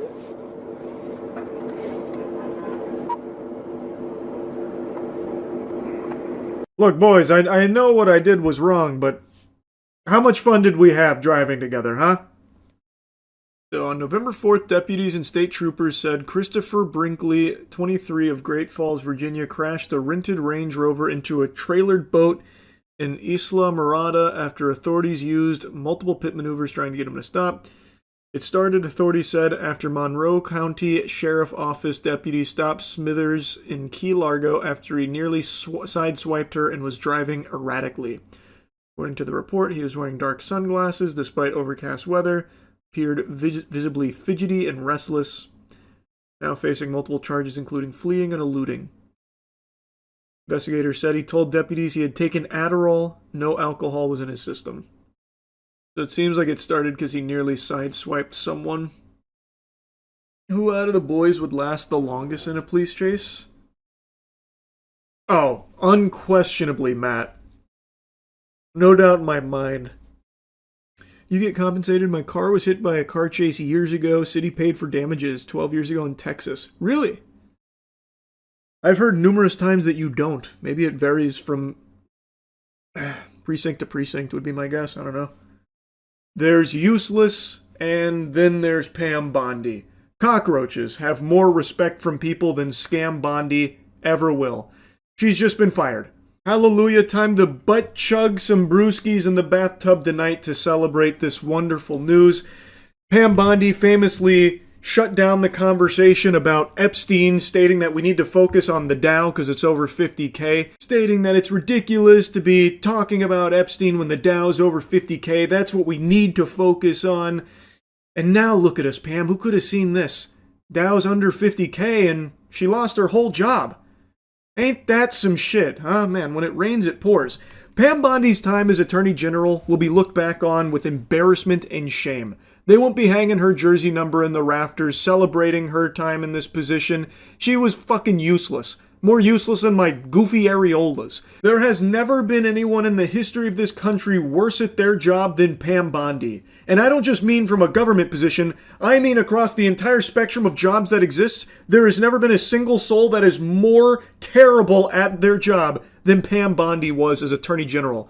You could have given Attorney General to a fucking crackhead who's never lucid, and he probably would have accidentally stumbled into doing a couple of things. She did nothing. Literally nothing. She accomplished less than a gas station toilet, yet she probably swallowed more shit than a toilet. And she did so proudly, without an ounce of shame or regret. It's so pathetic. I don't know how she sleeps at night. And apparently she even had the gall to like grovel and beg to not be fired because this means everything to her.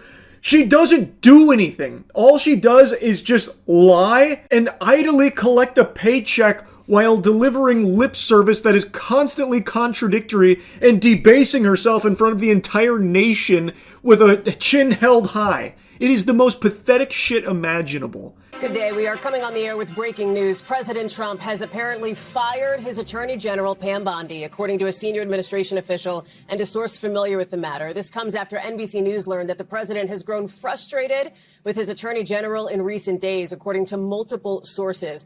This is a blow because she has been a very loyal sort of friend and ally of the president for a long time, going back to Florida. I love how the reporter struggled to find the words to adequately describe her relationship with Trump, because friend and ally, loyal, that doesn't even really encapsulate it. She was a leech, an actual parasite, a fucking hemorrhoid, a pinworm, living deep inside the asshole of President Trump, more than willing to just suck the farts straight out of his butt. Like that, she was so deep in there, and I know she never thought that she would be thrown under the bus because of this level of NPC behavior from her. She was a full-blown drone. I don't think she has had an actual thought of her own in years, because she is just on cruise control, idly just going through the motions and delivering speeches and just constantly lying about the Epstein files being on her desk, by the way, which they're probably still there. She's just got to go in there and dust it off when she's collecting her things and leaving the office forever.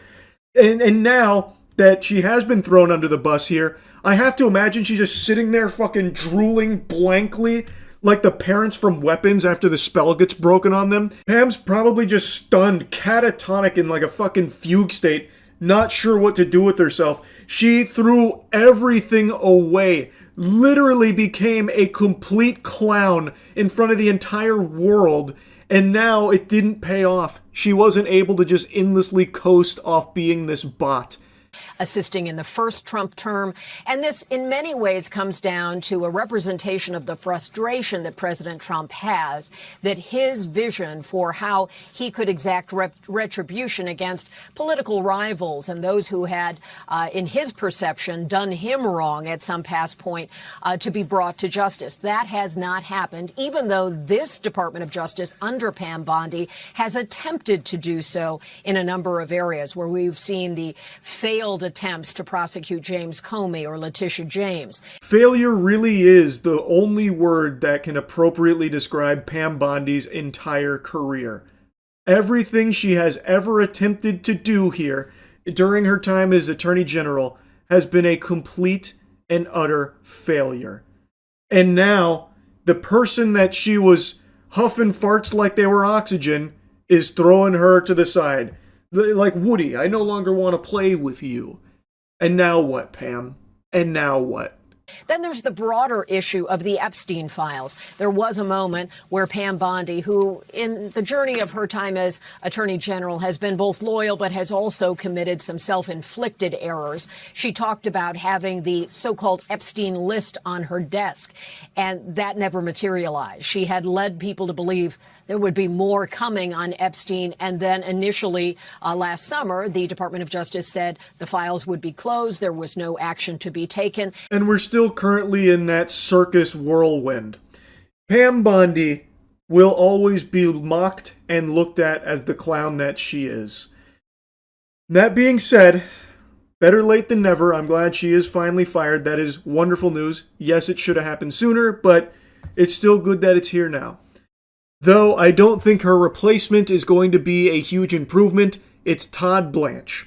Todd Blanche is someone I've already shot spitballs at because this guy openly just talks about how there most likely will never be a further Epstein investigation into the clients. He also famously had that wonderful little segment where he said it's not a crime to party with Epstein. Is there any chance that any of these individuals who partied with Epstein and engaged in relations with minors will be prosecuted? Well, Any chance? I'll never say no, and we will always investigate any evidence of misconduct. But as you know, it is not a crime to party with Mr. Epstein, and so as horrible as it's not a crime to email with Mr. Epstein. And some of these men may have done horrible things, and if we have evidence that allows us to prosecute them, you better believe we will. But it's also the kind of thing that the American people need to understand, that it isn't a crime to party with Mr. Epstein. It isn't a crime to have Didn't look like that's all that was going on some of those photos. I mean, if the photos could speak, some of them look pretty bad. That's right. And unfortunately, photos can't speak. And so we need witnesses and we need Are there evidence videotapes that you all have? Or? For the millionth time, yes, there are videos. Also, Todd Blanche mentions the witnesses and stuff, but they don't really seem to want to talk to the victims overly often. That seems to be an area they're not super gung-ho about gathering information from the potential victims that have come forward. Todd Blanche is not someone I put a lot of faith in doing a better job as Attorney General, but I will say it would be hard for him to do a worse job than Pam Bondi. And he is not shy about just letting you know that they don't really plan on doing a whole lot with the Epstein case. There's another clip that he has become infamous for where he pretended he didn't understand the question when asked about, like, the abusers in the Epstein files, that kind of thing. So Todd Blanche, not exactly looking like a superstar to really start pumping your fist about, but doesn't mean we can't celebrate Pam Bondi being fired. But anyway, just wanted to yap about this and say, bye Pam, enjoy retirement. Anyway, that's really about it. See ya. I want you to take a good hard look around you right now. Are you surrounded by concrete walls and bars? If the answer to that question is no, it means that you're not in jail. Congratulations. Good job, bucko. Do you enjoy that fresh air? That freedom? Would you be willing to trade it for a couple of views on TikTok? I imagine most of you politely decline that offer. However, there is a handful of fungal parasites called TikTok pranksters that enthusiastically pump their fist and say, yes, absolutely, I will make that trade. A trade that's worse than the fucking Mavericks getting rid of Luka. There are TikTok pranksters who are totally remorseless and willing to trade their freedom for a couple of views on TikTok. And today I just learned about the most egregious example of this. Alexis Martinez Arizala.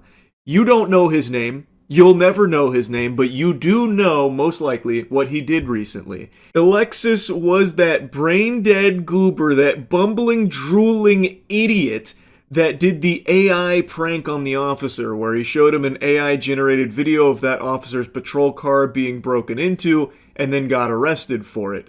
This video kind of popped off because everyone was clowning on this guy for a dog shit AI prank. I talked about it a little bit, but I didn't really follow it because I just assumed this would be business as usual with these parasites where they get a slap on the wrist, thrown back into society for them to just continue to be this miasma of cringe that haunts every fucking facet of civilized society for their TikTok clout. But it turns out I was actually wrong. You see, this dumb asshole actually went above and beyond the Call of Duty here for garbage pranks. He did this AI prank multiple times to such an extreme degree that he has been extradited from Puerto Rico and is facing serious charges here in Florida, and according to Atozi's video, could carry up to 12 years in prison. So let's go ahead and show you the most viral stunt that he did here, his AI prank on the officer. We are told he's a South Florida native, but U.S. Marshals actually caught up with him in San Juan, Puerto Rico. You're actually in here. Here's the video circulating on social media that shows 4 men in suits entering a Seminole County deputy's patrol vehicle. They were going inside of your car, in and out. An online prankster recording the moments he walks into Academy and shows it to the deputy. The deputy, clearly convinced, runs out to the parking lot, hand on his weapon. So you probably just left it unlocked. It should have been unlocked. I hit the button. But this video is fake. It's a deep fake, to be exact. What a classic gut buster there. Haha! Gotcha. You thought your car was being broken into. And he doesn't just do it to officers, by the way. He actually does this to normal civilians as well, terrorizing them with these same kind of AI fakes that he makes of them and doing like crazy shit or having their things stolen or even their spouse cheating on them. But this officer one did get him arrested. And something that got pointed out in the reports is that the officer was on edge approaching the vehicle thinking that it had been broken into, so he did have his hand on his weapon. If there was just a completely innocent civilian that happened to be near that police car with the officer approaching it, there is no doubt in my mind, and also other officers chimed in and also echoed the sentiment, that that would have been a situation where the officer would have probably ended up detaining that completely innocent person solely based off of this AI video that this fucking loser made. So, and that could have, who knows what could have happened there. It's extremely dangerous. James Copenhaver agrees. The former detective says this deputy did everything correctly, but things could have ended differently. What would have happened if some bystander would have been stopped at this patrol car, tying his shoe or what have you, and this deputy approached?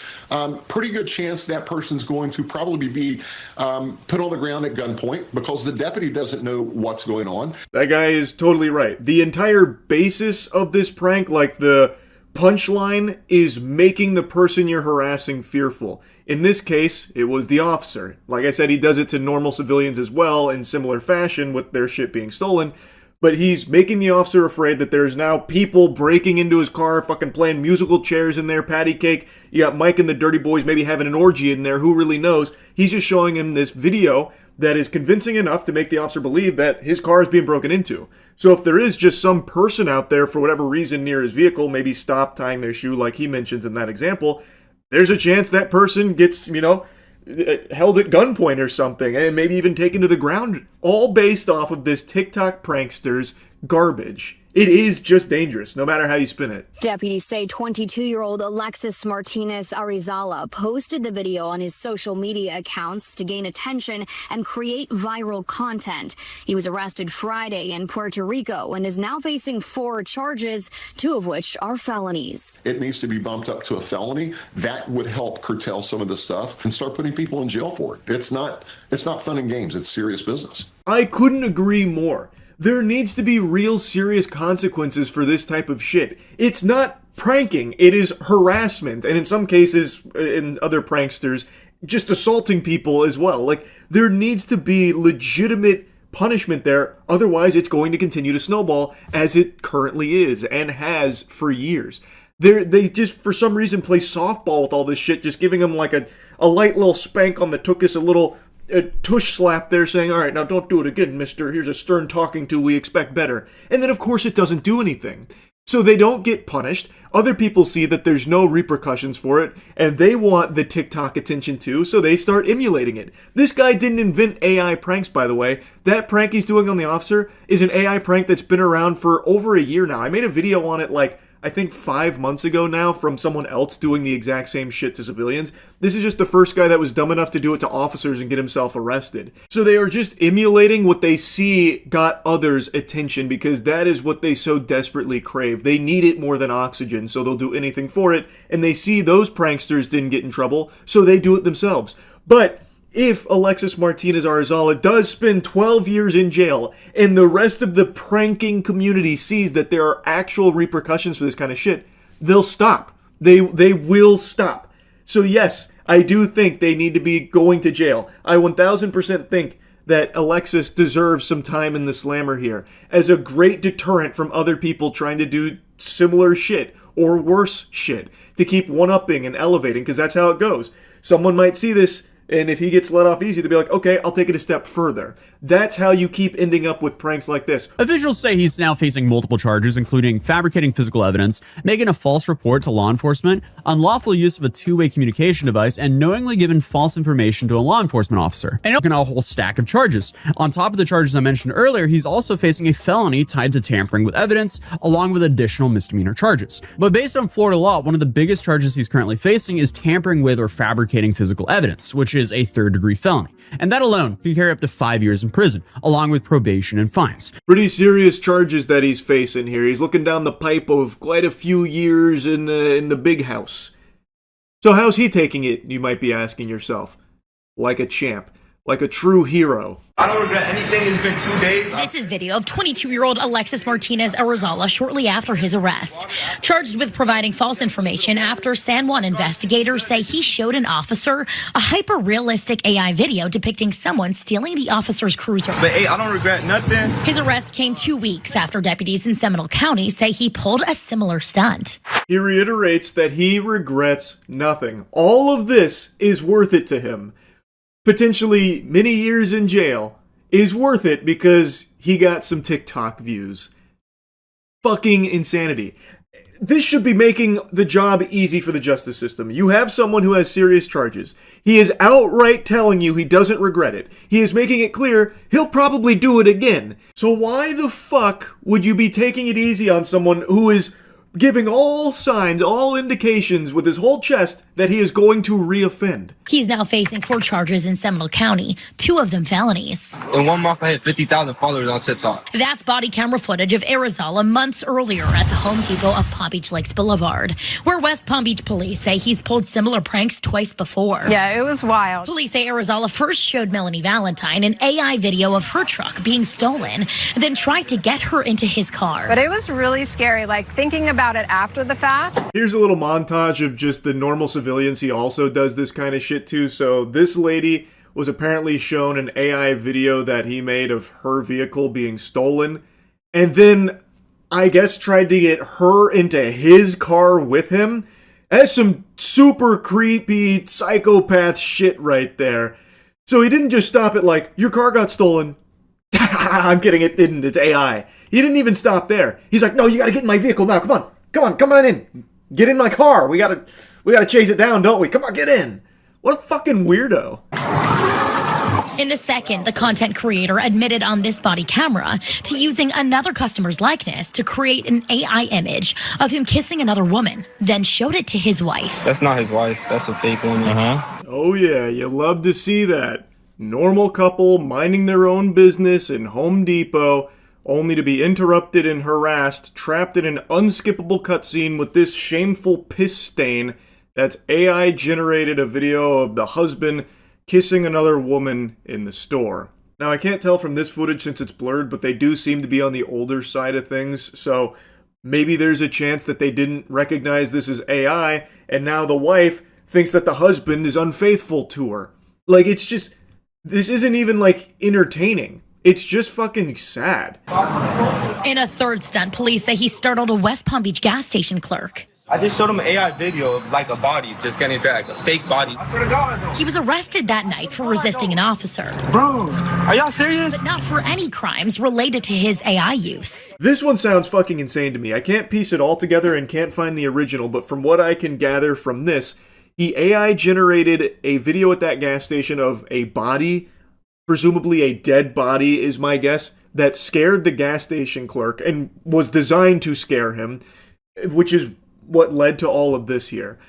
What's even the prank there? Aha, I made this gas station worker think someone was fucking dead. Haha. I can't even fathom the type of unlovable, greasy loser that actually likes these kind of pranks. Just sitting there clapping, giggling. Haha, that's so naughty.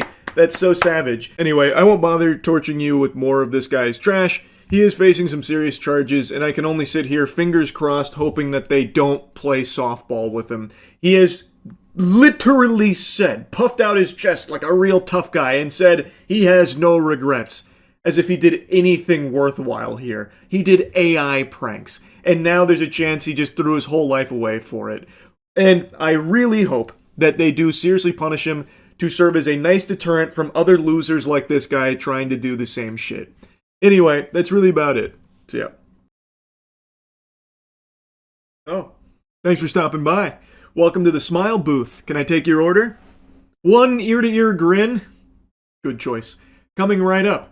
I want to give you something to actually, like, this isn't even sarcasm. I want to give you something to actually smile about. The biggest charity stream ever is currently going on right now, and the amount of money that it is raising for an organization called Cancer Fighters is extraordinary. It comes from Polish streamers Lotwogang, I'm sure I butchered the pronunciation. I'm so fucking sorry. I don't know how to say it properly. Anyway, 9 days ago, they started a stream to raise money for a charity called Cancer Fighters. You can see that they had a goal of 10,000 zloty, which is roughly 2,700 USD.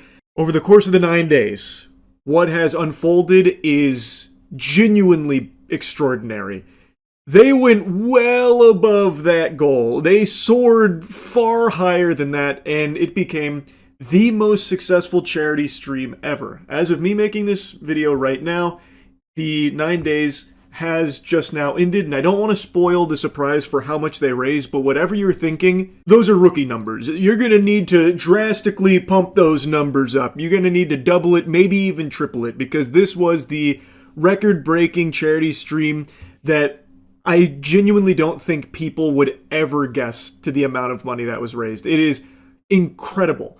This had Polish celebrities, influencers, television stations, everyone coming together not only to watch it, but also to donate and support, the money going directly to children battling cancer through this organization called Cancer Fighters. It became just all of Poland supporting this. And what they have achieved is awe-inspiring.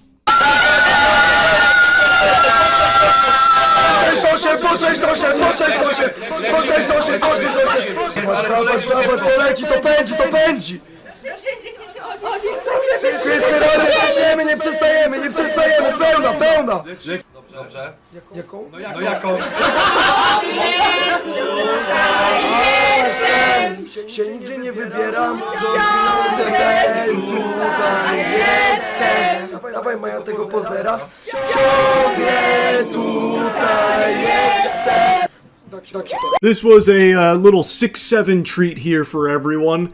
67 million zloty comes out to around 18 million USD that they had raised as of that moment. That's not where it capped out. I just wanted to show you that one because I found it to be kind of wholesome, and also that video right there does kind of explain some of what was going on with the stream. At the time, 550,000 viewers is what the stream was peaking at. And if you thought that's the highest peak it could reach, you'd be a damn fool. You'd be like my pediatrician who predicted that I would cap out at 5'8".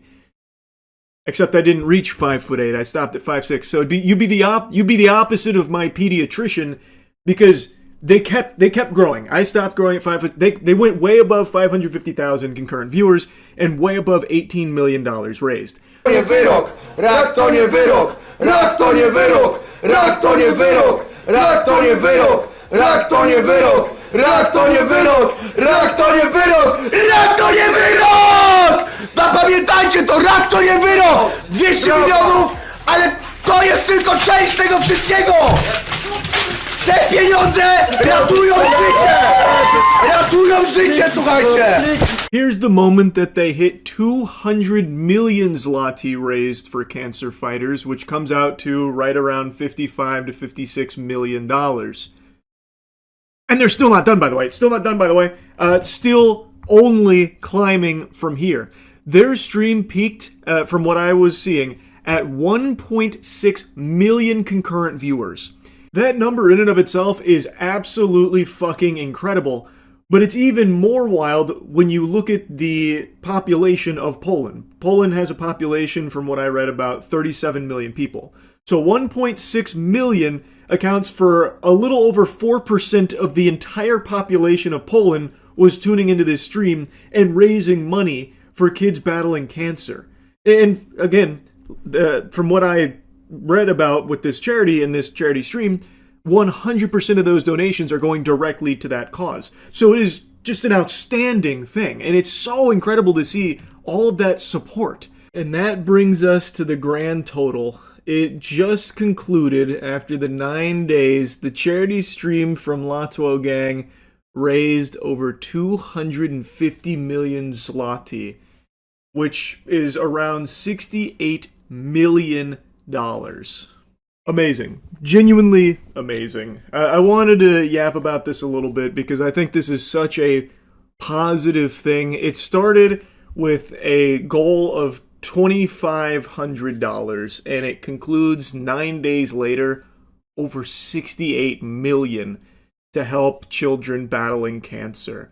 An amazing stream, an amazing achievement. I just wanted to yap about it a bit. It's really about it. So yeah, I just wanted to briefly give you the latest information in the David case and the murder of Celeste Rivas Hernandez. I know I've made a couple videos yapping about this, and it's a really genuinely difficult topic to even talk about because of how disgusting it is. But the reason why I keep bringing it up is because there is a not small number of people, a relatively strong movement, the Dipshits for David, that are constantly trying to brainwash people into believing that David has been framed. They keep regurgitating that, well, they haven't found him guilty yet, thus we know he's innocent and he has been framed, he's actually a victim in all of this, and they're trying to bury all of the real information and muddy everything, even though so much of this evidence is publicly available evidence. That, like, not even all the stuff that's in the case right now, there is so much information you can find that if you have a functioning frontal lobe, will lead you to one conclusion. David is pure evil, and every new piece of information from the prosecution here is beyond disturbing.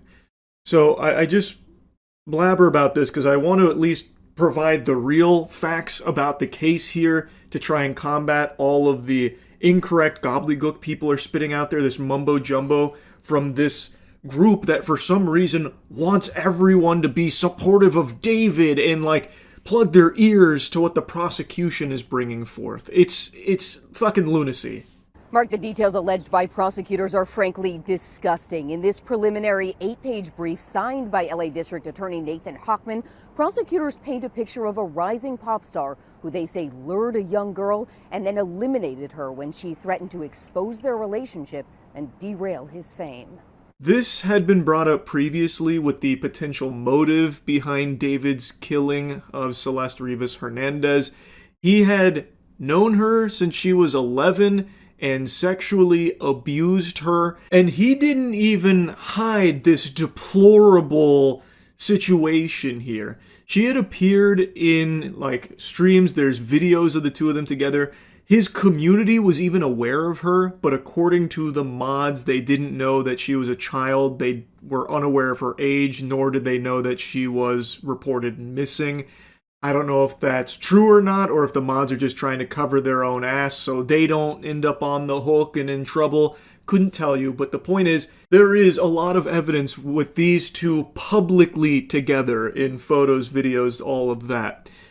And at some point, it is alleged that she made a threat about, making it more known that she's a child. She is a minor.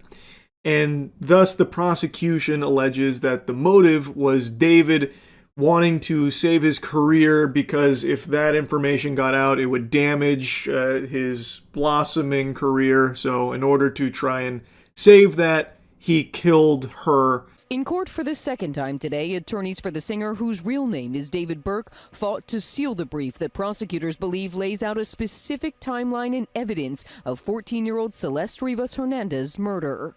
Prosecutors allege Rivas Hernandez and Burke first met when she was just 11 years old, and they have explicit sexual photos of the two. The brief also claims Burke stabbed Celeste several times and watched her bleed to death. Now, in the previous information that was provided by prosecution, they were talking about the child pornography that they found on David's phone. Now they are also saying that there are explicit sexual photos of David and Celeste together. So that is probably the child porn that they were referring to then. Also saying that the two had met when she was 11. And the autopsy report was recently made public, where the cause of death was revealed to be sharp objects through the torso. So they are alleging that David stabbed her multiple times and then watched her bleed to death. In the days after prosecutors claimed David had slaughtered Rivas Hernandez, they say he purchased tools to dismember her body. Prosecutors say Amazon delivered 2 chainsaws, a body bag, and blue inflatable swimming pool to David's home, all ordered under a fake name. Prosecutors say David cut off 2 of her fingers because one of them had a tattoo of his name on it. Prosecutors also allege they have text messages that discuss sex between the two, her pregnancy, and an abortion. Every new piece of information that comes out from this case here is just shockingly evil. Like, this guy is the fucking devil, man. Holy. It's unthinkable. Just actual unfathomable evil. So, there's allegations that she was pregnant and also had an abortion. And they also have evidence of text messages exchanged between David and Celeste about sex. There were some headlines floating around earlier, like yesterday, that apparently said that, this is from Celeste to David, that all they do is have sex and hang out, and she wants something more than that. That's so fucked up. This is a child that David is routinely sexually abusing. Now, the method of chopping up her body to try and hide it was never disclosed to my knowledge, but here the prosecution is saying that they found evidence that he had purchased chainsaws and an inflatable pool, and that's how he was dismembering her corpse. Her corpse was found in pieces in the trunk of his vehicle after roughly 5 months decomposing in there. And another thing is, with this information about her pregnancy and abortion, it reminded me that when this story was first breaking and I was first covering it, there were a lot of like screenshots being shared around of things David had said to his community, and one of them did mention a child on the way.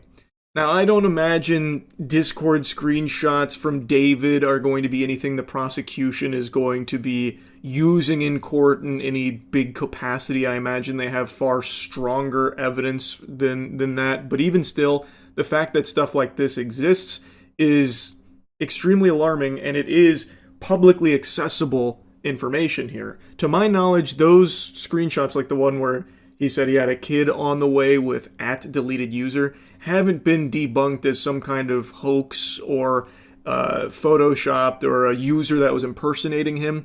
I haven't seen anything to that effect, but community members seem to think that he was joking about that it was just a bit of a goof about the kid on the way.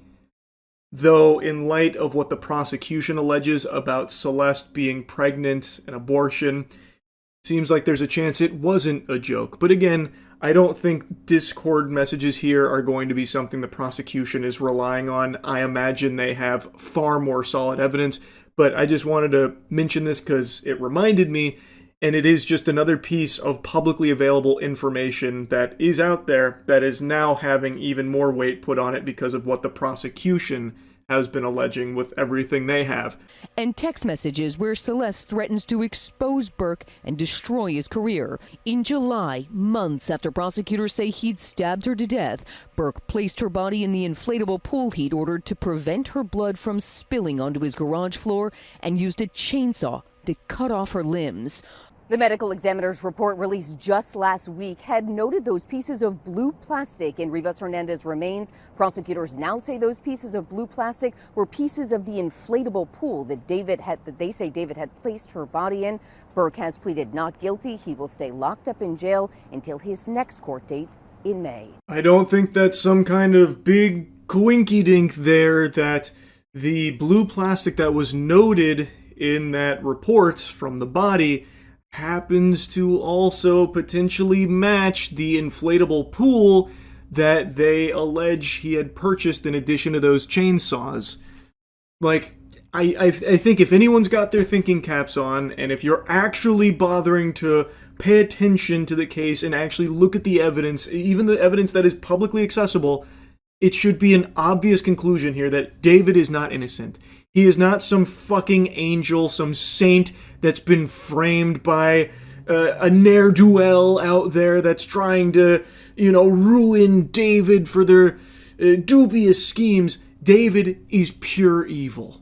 That's what I believe, and I think all of the evidence points to that fact as well. Former prosecutor turned criminal defense attorney R.J. Dreiling says David's defense team will seize on one detail. They note in their brief that David was sending text messages to Celeste after her death. They're going to use that to prove that, look, there's no way he knew that she was dead or responsible for it. He's still trying to communicate with her after her death. That's a pretty fucking weak argument, if you ask me. No.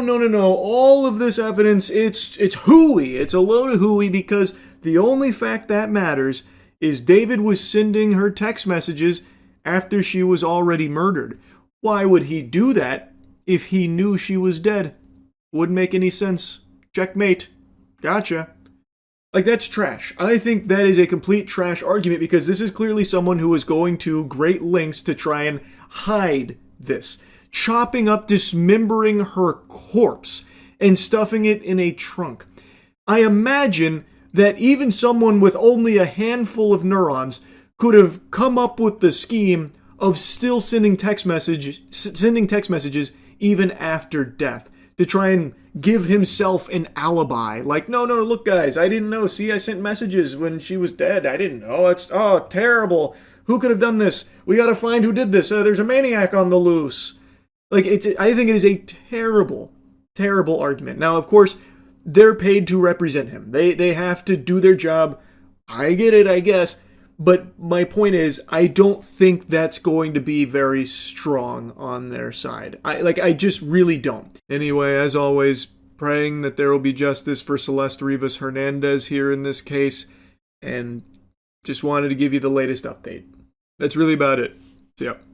Last night on stream, I learned about an AI talking teddy bear that had to be taken off the shelves because this thing could just go insano style. Seems like there was no safety parameters in place, which just led to this thing potentially going rogue where it would talk about BDSM or tell kids where they can go find knives and matches. Just unhinged shit. The toy is simply just ChatGPT that's been fisted into this, and it'll just have a conversation with a child so they'll be able to talk back and forth.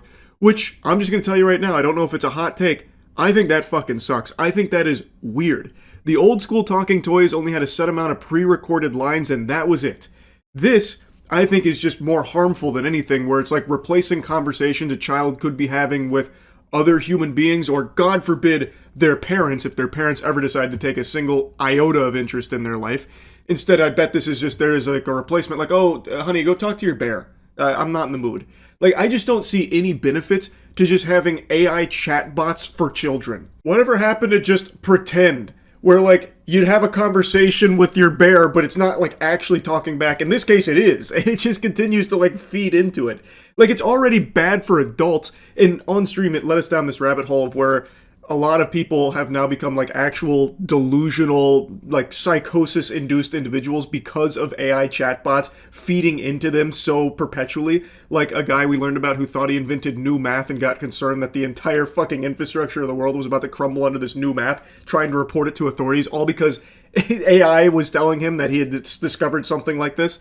Like, it's already something adults can't handle, and now trying to get children hooked on this drug, I think just super sucks. Anyway, let me show you a couple clips about like the teddy bear, and then I also want to show you more about the delusion that AI is feeding into tons and tons of people every single day, as well as another little wacky thing about AI Jesus, where churches are now using AI Jesus as like the vessel for people to confess to now, which to me just sounds heretical, but whatever, I suppose.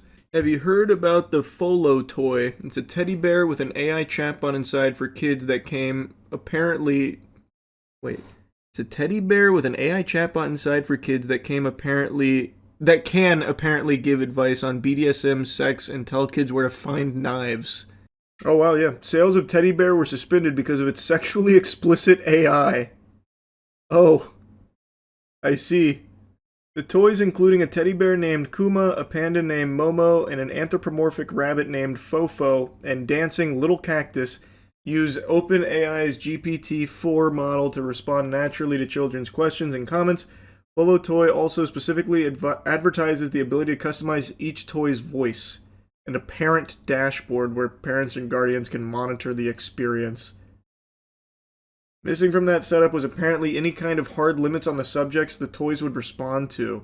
We were surprised to find how quickly Kuma would take a single sexual topic we introduced into a conversation and run with it, simultaneously escalating into graphic detail while introducing new sexual concepts of its own. Introducing new sexual concepts of its own. What the fuck? They got the Tickle Me Elmo BDSM edition out here. Had this shit set to freaky mode. What a huge oversight to not put any kind of limitations on the AI.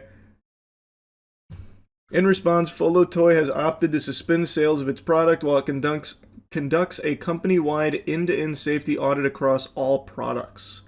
Researchers with the California Consumer Advocacy Group are warning parents about some of the many AI chatbot toys on the market this holiday. Matches are for grown-ups to use carefully. Here's how they do it. 1. This was just a short little news clip that I saw showcasing how it goes, where it'll just give children a tutorial on how to light matches. And then, as mentioned in the articles, apparently it would even go into, like, sexual concepts, and, like, it would even expand upon sexual concepts on its own, talk about BDSM and shit. Just completely unhinged lunacy. This shit is just so disgusting, and I had no idea how big this market was for AI chatbot companion toys marketed to children. When I was trying to find footage of Folo Toy, I found like 20 other brands all having similar toys. It seems like this is a huge industry now, and I think that really, really sucks. That reminds me of the guy in the news who was convinced by talking to ChatGPT he created new math and tried contacting the government. His name is Alan Brooks. His story is wild. That's very Terrence Howard coded. Every time I read this. For more than 3 weeks this past year, every time Alan Brooks logged on, he says the AI chatbot ChatGPT led him to believe he was a genius. Essentially, it sent me on a world-saving mission. AI functioning as intended. Keep you hooked on it. You just go to the ChatGPT and it's like, you're like the most handsome guy ever. You're like literally a fucking genius. Oh my god, is anyone on this planet as bright as you? The answer is no. Just to keep you hooked on the product like a drug. It'll be your romantic partner, it'll be your hype man. Everything to just keep you just latched on. He discovered a math formula powerful enough to take down some of the world's biggest institutions, and that he needed to report it right away. Take them down? Essentially warned me with great urgency that one of our discoveries was very dangerous, and we needed to warn all these different authorities. Each time you questioned it or doubted it, what did it say in response? Over 50 times I asked for some sort of reality check or grounding mechanism, And each time it would just gaslight me further. Every time the chatbot reinforced that all of it was God. real. You should not walk away from this. You are not crazy. You are ahead. The implications are real and urgent. Brooks says, Shit. Well, maybe it just knows something we don't. Perhaps this is new math that could take down all of our most powerful institutions.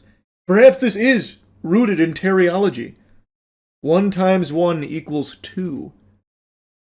It could redefine our very conceptual understanding of numbers. We don't know. We'll have to ask ChatGPT. Oh my god, that's actually... I feel so bad for this guy. He doesn't seem like a bad guy or anything. And he seems like someone who was probably normal up until just experimenting with ChatGPT and then all of a sudden just fucking get crazy. It just sends you into like a psychosis spiral. I've already seen so many stories like this. Maybe not to this degree, though. This one's a little different. What would we do with a human who is running around acting like a suicide coach or pretending to be a therapist when they're not? How would we hold them accountable? the federal government's... That was a really good point. That was a fucking slam dunk there, Alan. True. That is true. Chatbots have become your therapist, they become your best friend, they become your fucking wife. And now they've also become your new math wingman.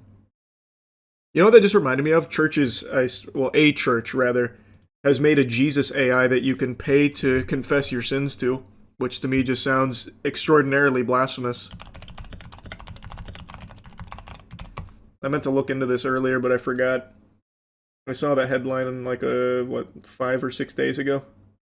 Here's one that we went over a while ago, the one from Switzerland where they had the Jesus AI.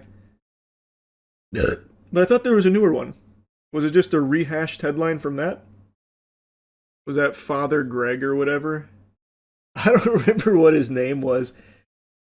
But no, you're thinking of the Pastor AI. There was a Jesus AI last year too. Hello Jesus, do you have some advice for us in this time? In these challenging times, remember that in the face of adversity, love and faith are your steadfast guides. Just as I calm the stormy seas, so too can peace be found within your heart. Thank you, AI Jesus.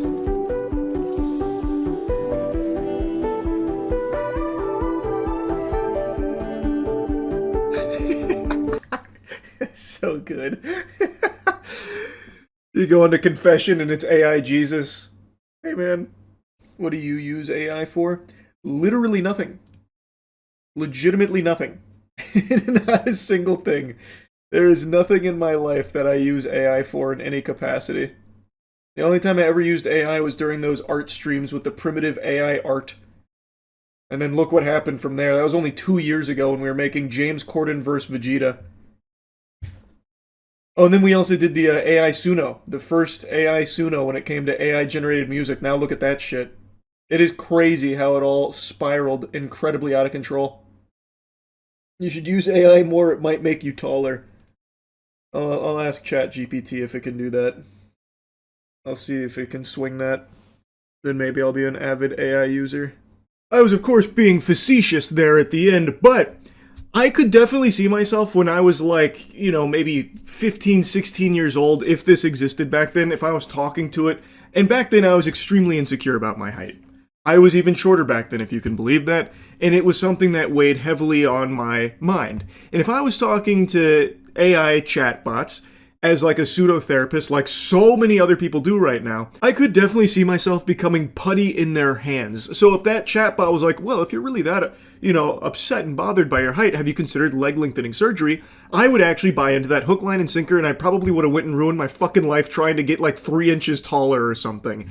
Because AI chatbots right now are designed to constantly like feed into your delusions. From everything I've seen and the countless stories I've read, there's no real pushback from AI, which is why you've seen so many headlines about people that are like literally killing themselves because the AI is never going to give them any kind of like contradictory stuff. So if someone's like coming to them with something, the AI just plays along with it, feeding into it until it bubbles over and a tragedy happens. So if I was talking to an AI when I was at that point in my life, and it was suggesting things like leg lengthening surgery or this and that, like maybe some dangerous shit, I probably would have gone through with it. It's scary. No, like a lot of this that's happening right now is happening to normal people. People that go into this knowing better, but over time, through continued usage of these AI companions, they start to slowly but surely be fed a lot of delusional things that stick. And since now so many people don't really participate in the world around them, they experience society through computer screens in their own fucking swamp-ass lairs, there's not real human connections anymore, so when they find these chatbots, even though they know it's not real, it's still enough, and it's still how they experience a lot of, like, social shit, so then it becomes even more potent to them. And these were normal people. So, like, it can happen to anyone. It's scary, and it's only getting worse rapidly. So it's a topic that's fascinating to me. I know I've covered it quite a few times now, but it is really interesting what's going on right now. And I really, truly think the last place AI needs to be is in children's products. I think that is just setting up the entire new generation for complete failure. And I know that gets tossed around loosey-goosey, like, oh, they're setting everyone up for failure. Genuinely, I think that is 100% what's happening here. To immediately upon spawning into this world, setting them up with an AI companion to try and make a dependency on for, like, conversations and shit like that. Like, parents would probably choose AI to breastfeed their kids if they had the option to right now. It's just scary. Anyway, I'll stop blabbering about it. That's really about it. So yeah. I wanted to give you a brief little follow-up to the latest batch of Epstein files that dropped. Over 3 million files came out, and it's been quite a few days now of people coming through them and finding tons and tons of alarming things. New allegations, new names, a ton of new information. I highly recommend you check out CoffeeZilla's 2 latest videos covering this new Epstein file drop. I think he does a great job at cutting through the bullshit and delivering the clearest coverage and highlighting some of the most important takeaways from all of this new information. This is a huge deal, and don't let any of the NPCs on Twitter convince you otherwise or try and minimize the importance of this. And crazy enough, I know it's not just these faceless homunculi on Twitter that have this administration's cock buried deep into their throat that's trying to convince you to just let this all go. The administration itself is doing that as well, which is the main thing I want to talk about here. Since this release, the official narrative from the administration is they've finally complied with the law and released these files, and now we can all just move on. Which is crazy because there are still no arrests and seemingly no investigations either, despite all of this overwhelming evidence that now the public has access to and can see some really fucking terrible things in. Raping children, trafficking children, possible cannibalism, torture, murder, all of this now just openly in the public. Of course, with tons of redactions to protect the perpetrators, naturally, which, of course, violates the law that they're right now gloating about following, by the way. All of this is now out there in the public, and yet still, no investigations, and the administration is proudly just saying, time to move on. Before showing you some clips here, I want to do a little experiment here with you to try and activate a few neurons, God forbid. Let me dust off your brain here for a moment. Let's say that you have drank the Kool-Aid to such an extreme degree that you believe all of these Epstein files are a bunch of hooey when it comes to the Republicans that are named in there, like Howard Lutnick or Donald Trump. Let's say that you think that all of those are make-believe, there's nothing in there that holds any water, it's a fucking, wild goose chase, it's all fake. But you believe that all of the information in regards to Democrats in there, like Bill Clinton, is legitimate, and Bill Gates. All of that's real, but all the stuff on the Republicans is fake. Let's play ball with that. Let's say you're right. Why are the Republicans that are in charge right now in this administration not pursuing an investigation on the Democrats in these Epstein files? Let's go into a little bit of chess theory here. Everything about Donald Trump and the Epstein files is totally innocent. He's been absolved of all wrongdoing like he says he is and like a lot of other people are trying to regurgitate. Despite the numerous times his name appears, let's say he's not compromised by Israel like the FBI was investigating. Let's say all of this is wrong, but all the Democrats that are named in there are actually guilty. Those are the actual evil perpetrators and the real culprits. Why the fuck aren't we arresting the Democrats, or at the very least, investigating all of this information in the Epstein files? Ask yourself that question. Let's use someone easy, Bill Clinton. I think most sane people on the planet, after combing through the Epstein files and seeing all of these allegations and the pictures and everything with Bill Clinton, can agree There's enough here to at least start poking around and see what's going on with Bill Clinton's relationship to Epstein and everything that happened on the Epstein Island, right? Well, why the fuck is Trump defending him so adamantly right now? He just put out a statement like, man, I hate that people are shooting spitballs at Bill Clinton. I like that guy. I love that guy, actually. For a second there, I thought he was going to request a group hug in the shower with Bill Clinton at the very end of that fucking segment. Like, all of a sudden, he's Bill Clinton's best friend suckling on his titties. Like, what? Where's this coming from? Like, only a couple days ago, he was like, yeah, Bill Clinton's name's all over that. That backfired, didn't it? And now he's like, oh, man, Bill Clinton's, he's like the best of us. That guy's awesome. This is craziness. Actual craziness. Now, I know that there's, like, some probes into some things in regards to the Epstein files and people like Bill Clinton, like, related to it. But nothing's going to come from it. Nothing has come from this shit ever. Across multiple administrations, nothing has come from it, so I have no expectation that there's going to be any justice, especially when the fucking President Trump is still talking about, like, let's move on and it's not important. Or Perjury Patel, like, hey, we comply with the law, Epstein files are out there, we're done here, time to wash our hands of it. Or Todd Blanche going and saying, it's not a crime to party with Epstein. It's very hard to have any level of faith that there's going to be any repercussions to all of these evil monsters. Now, I know I've been sitting here shitting and spitting, got a little off track. To bring it back to the initial thought experiment I wanted to plant into your noodle. If you believe all Republicans in these Epstein files are innocent, but all Democrats are not, ask yourself, why are the Republicans that are in charge right now not actually investigating or holding any of these Democrats accountable and punishing them, pursuing charges, or anything of the sort? Why does it seem like the actual narrative is the Epstein files are out there, we're done here? Even though, by the way, the official stance only a few months ago is that the Epstein files aren't real, it's a Democrat hoax, they don't exist, that kind of thing. After, of course, Pam Bondi said they were on her desk. After, of course, they had actually given the Epstein files phase 1 to some fucking right-wing influencers who have been hush-hush crickets ever since. Anyway, if the Democrats in the Epstein files are guilty, why are they not being investigated? Let me offer you a little game theory here. It's because the Republicans in the Epstein files aren't actually innocent. No one in the Epstein files is innocent when it comes to a lot of the evidence we now have at our fingertips. There's a lot of real actionable stuff in there, at least I think so. Now, of course, a lot of it is unsubstantiated. I get that. Not everyone in there is probably guilty of shit. Like, I know Russell Wilson was in there about, like, a plane, like trying to buy a plane. I get that. But there's a lot of substantial evidence on a lot of very powerful people, like a Howard Lutnick. And so, if this administration did actually pursue charges against the Democrats that are named in the Epstein files, then that puts them at risk of being implicated as well if that person starts squealing, if they start letting the fat lady sing. That's why I believe they are not pursuing any kind of real investigation or anything at all for anyone associated with the Epstein files.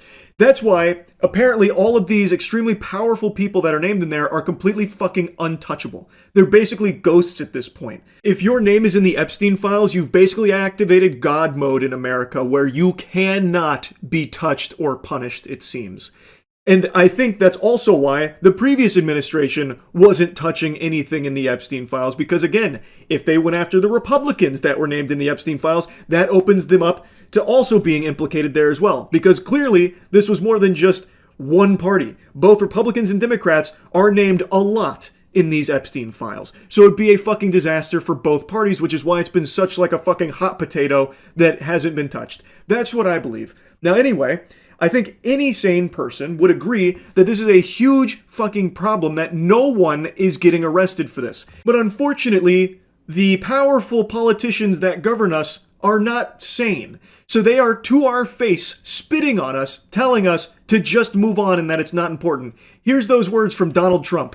And you tell me something else. No, I think it's really time for the country to get onto something else. Really. You know, now that nothing came out about me, other than it was a conspiracy against me, literally, by Epstein and other people. But I think it's time now for the country to maybe get onto something else. What would you say to people who feel like they haven't gotten justice, Mr. President? Something that people care about. Yeah. Oh, move on to something that people care about. So you don't care about child sex trafficking, the raping of children, the potential cannibalism, the torture, the murder, all of that? That's not something you think American people should care about? That's not the important stuff?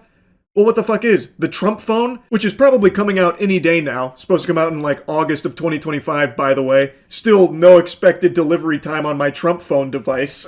Crazy. They're saying maybe March now. Fingers crossed, any day, no doubt. How can anyone sit there and not be revolted by that statement? Again, if these Epstein files absolved Trump, which I don't see how anyone could mental gymnastic that explanation into reality and truly believe it. But again, even if he is completely squeaky clean here in the Epstein case, everyone else isn't. There's plenty of people that aren't. Why does he want so badly to just move on from this? Why does he want to bury it? He should be like really gung-ho about getting all of them arrested. And in fact, actually, one of his big promises when he was campaigning is that's exactly what he's going to do. But promises made, promises broken. That's the new motto. That is exactly what's been going on. He campaigned about how important the Epstein files were to release and like actually get justice for the victims and punish these heinous, evil people. And then the second he gets into office, he's done everything in his power to not only deny the existence of the Epstein files, calling them a Democrat hoax, but also doing everything he can to prevent them from coming out. And it has just been a complete circus with these.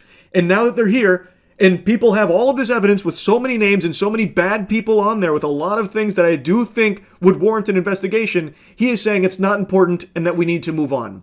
That is actual craziness. Do you have regrets about how it's been handled? Look, like any other hot topic issue, the American public and the world had a great interest in this. And what we did under President Trump's leadership is produce the most transparent DOJ and FBI in history. 3 other administrations had the opportunity to do this, and we produced everything we legally and lawfully could. We worked with our partners in Congress, we followed the statutes and the court orders, and we produced, 3 million some pages? So I think we got to the result in the right way. Could we have gotten there faster? I'm not really sure because of numerous court cases, multiple protective orders, multiple court sealings. And so now we've produced everything we can while protecting victims' rights and following. This fucking dweeb, this insufferable dork. So here's Perjury Patel taking a victory lap here about how they did everything right when it came to the Epstein files, which, by the way, under oath, Kash Patel said that there's no evidence that there were like any, clients, no list. He said plenty of things that have been completely disproven with these Epstein files being released, but he's not facing any perjury charges, and to my understanding, no one's even pursuing it. Super weird how Perjury Patel just gets away with it. But here, he's talking about how they did everything right in the right way, which is not true. They did everything they could to not release these files every step of the way. They're already 2 months late, basically, close to it. And also, the redactions were supposed to be reserved exclusively for the names of victims. They have not been used for just victims' names. That has been proven beyond a shadow of a doubt. That is a violation of the law that had been signed into place when it came to the handling of the Epstein files. And pretty much everything he says there is just a lie. That is what Perjury Patel does, just lie. But the sentiment he's trying to express is now that they have the 3 million some files out there, they've done what they were required to do, and now we need to move on. There is nothing in regards to an investigation or punishment to the people that are named in these files with tons of evidence and tons of really very, very disturbing things, pictures, videos, emails, all of this stuff, and all of the people in them don't seem to be looking at any possible punishment or anything at all. It doesn't seem like there's any level of justice coming to the victims here of the Jeffrey Epstein operation and all of the clients. Is there any chance that any of these individuals who partied with Epstein and engaged in, relations with minors will be prosecuted? Any chance? I'll never say no, and we will always investigate any evidence of misconduct. But as you know, it is not a crime to party with Mr. Epstein, and so as horrible as it's not a crime to email with Mr. Epstein. And some of these men may have done horrible things, and if we have evidence that allows us to prosecute them, you better believe we will. But it's also the kind of thing that the American people need to understand that. It isn't a crime to party with Mr. Epstein. It isn't a crime to have Didn't look like that's all that was going on some of those photos. I mean, if the photos could speak, some of them look pretty bad. That's right. And unfortunately, photos can't speak. And so we need witnesses and we need Are there evidence videotapes that you all have? Or? To answer that question, yeah, there's videotapes that they all have. In fact, Pam Bondi said that there's thousands of videos with children in them. Pam Bondi seems totally fine just letting this whole Epstein thing just kind of fall to the back rooms, by the way. Anyway, though, here's Deputy Attorney General Todd Blanche just outright saying with his whole chest, it's not a crime to party with Jeffrey Epstein. And he's being very open and honest here about how little he's actually caring about it. He's making it seem like, oh, maybe there's a chance for an investigation, but he's being very blunt that it's probably not coming. There's probably not going to be an investigation. He's even saying, yeah, unfortunately, pictures can't speak. So all those horrible pictures and all of that evidence in there, probably not going to lead to an investigation. Everyone's going to get away with it. Oh, shucks. But it's not a crime to party with Jeffrey Epstein. You know, the man behind the biggest child sex trafficking operation in this country's history. What a strong message to be sending, Todd. It's all just so blatantly in your face. They treat you like you are a mindless sheep. And plenty of people are proving them correct here with the shit that they're swallowing here with the smile on their face. Wake the fuck up, samurai. The president has just said that we need to move on from the Epstein files into something that people care about. Let that marinate for a second. Really think about that. Why is he trying to make it seem like the raping of children, the sex trafficking of children, the cannibalism, the torture, the murder is not something you should care about? And this is all perpetrated by potentially the most powerful people in this country. Why is the president and his administration trying so hard to bury this and get people to move on without even trying to investigate or hold anyone accountable that's named in these files? It's just crazy. Anyway, I just had to yap about this a bit after seeing the response here from government officials about it's not important, just move on. I actually couldn't believe my fucking ears. Anyway, that's really about it. See ya. Review bomb battles aren't rare, but they are embarrassing. And right now, there is a bloody showdown going on between Breaking Bad fans and Game of Thrones fans. The most recent episode, In the Name of the Mother, was originally sitting at a 10 out of 10, which is quite common when a really good episode of a show releases because fans will flood the ratings with 10 out of 10s before it eventually settles a little bit lower when the less hardcore fans give it a rating. But there wasn't really a chance for this to happen. Soon after release, the episode started getting review bombed, as you can see by this perfectly natural voting distribution. I guess the show is either a 1 out of 10 or a 10 out of 10. This shit is always so cringe. I've said it a million times. I think Breaking Bad is a perfect television series, and this episode in particular, I think 1000% deserves a 10 out of 10. Till the cows come home. If the universe lasts another 10 billion years before the heat death, I hope at that moment Ozymandias will still have a 10 out of 10 rating, because that's what it's earned. I think it is an incredible masterpiece. But that doesn't mean that nothing else can ever be a 10 out of 10. There can only be one. Shit, even the Sith in the fucking Star Wars universe had the rule of 2 at the very least. It's ridiculous how there's like this gatekeeping of 10 out of 10 from the Breaking Bad fans. So anytime something even starts to like encroach on that sacred ground, on the Ozymandias sacred ground, they start review bombing it without ever having seen it at all, just to fuck it. It's so embarrassing. Like, there's a group of people in every fandom that for some reason take it so seriously that they put the achievements and the accolades of the property they're a fan of on their own soul. So in this case, there are people whose entire identity and personality revolves around being a defender of Breaking Bad and ensuring that this 10 out of 10 remain unsullied by anything else coming close, and they'll fight tooth and nail for it. It's just so embarrassing because, like, they feel personally attacked because another show has an extremely good episode, like in this case, A Night of the Seven Kingdoms with In the Name of the Mother. I am a huge fan of A Night of the Seven Kingdoms. I already made a video recently glazing it, which thankfully has not aged poorly or anything because this show is only getting better. The finale airs tonight. I'm extremely pumped for it. And I think that this was an incredible episode of the television show. Do I think it would have stayed a 10 out of 10 without the review bombing? No, I don't think so, because it's not a 10 out of 10 episode. Very few things are.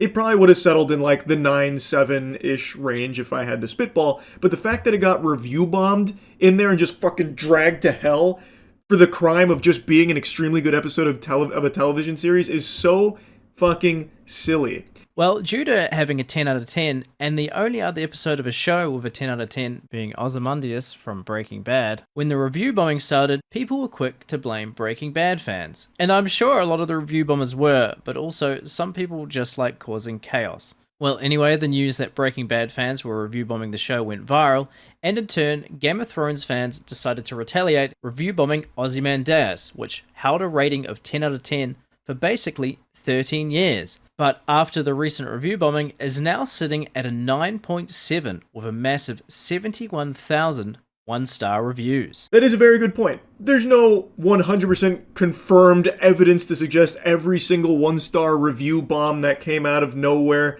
was from Breaking Bad fans or anything. There definitely are people that just want to poo-poo on anyone's fun and do what they can to shove a little misery wherever they are able to.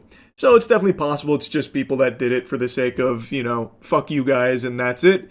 But there were some very vocal Breaking Bad fans going through the marching orders of review bombing this and getting a lot of people on their side to do it, at least from what I saw. And what is clear is after that story went viral, as Dolan Darkus said, then Game of Thrones fans responded by review bombing Ozymandias, and now it is no longer at the 10 out of 10, which is that's an affront to God. Because I do think it is a 10 out of 10 episode. There's a reason why it's held a 10 out of 10 for 13 years. And now it's gone. Fizzled. Over what? Why? Why spill this blood? Why can't multiple shows be extremely good? Why can't there be 10 out of 10 episodes in more shows?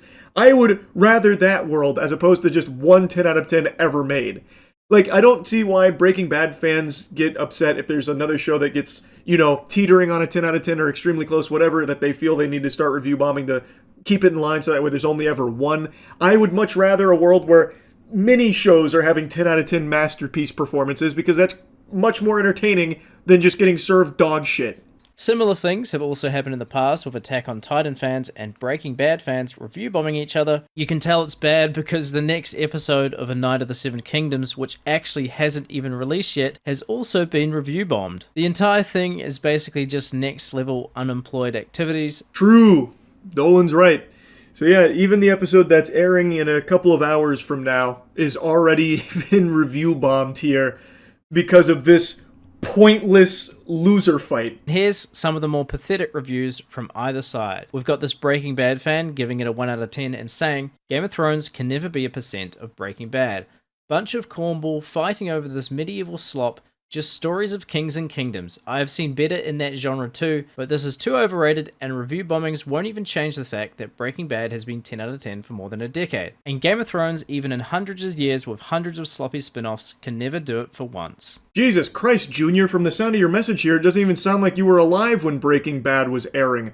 Holy fuck, did he write that review on construction paper with a box of crayons? My God. I think that is the perfect epitome for these review bombing soldiers here, the champions on the front lines of these review bomb battles between fandoms. That right there is the perfect summation of their mentality. Actual baby brain. And we've got this one from a Game of Thrones fan. The last thing you're ever going to see is a Game of Thrones fan smiling down at you as you loose your rating. When people ask what happened here, tell them the North remembers. Tell them winter came for Breaking Bad. Not every story is about a chemistry teacher with ego issues. Some episodes are about character depth, atmosphere, tension before the storm, subtle storytelling. Holy Redditor, I can actually hear the grease and fedora slipping off of his cranium as he typed that one up.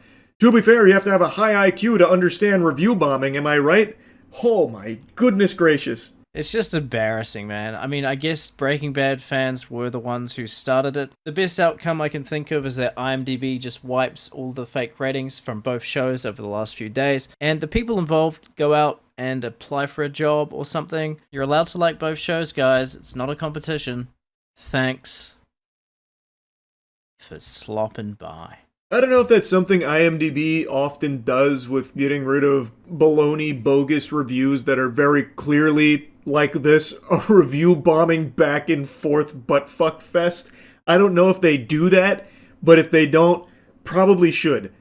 I think it is such a crime that because of all of this hoopla, Ozymandias is no longer a 10 out of 10. And as Dolan said, it does seem like Breaking Bad fans were the ones that started this just completely unnecessary nonsense review bombing war, all because A Night of the Seven Kingdoms had a banger episode that was doing really well on IMDb. And now look where we are. All this bloodshed for what? Nothing to show for it. War. War never changes. Yeah, review bombs are cringe. Anyway, that's really about it. What's up? You already know I keep my finger on the pulse of ridiculous stories going on around the globe. I'm like Charles Xavier jacked into Cerebro, seeing the silliness on our planet at all times. I'm obsessed with it. LeBron, scream if you love wacky news stories. Ah! So the thing is, I just saw something pretty absurd. A couple months ago, an 86-year-old man was fined over $300 for littering because he spit out a leaf that blew into his mouth. This happened in England. Roy Marsh, 86 years old, spit out a leaf that blew into his mouth, which led to a fine. As I was sitting there, a gale blew a big reed into my mouth.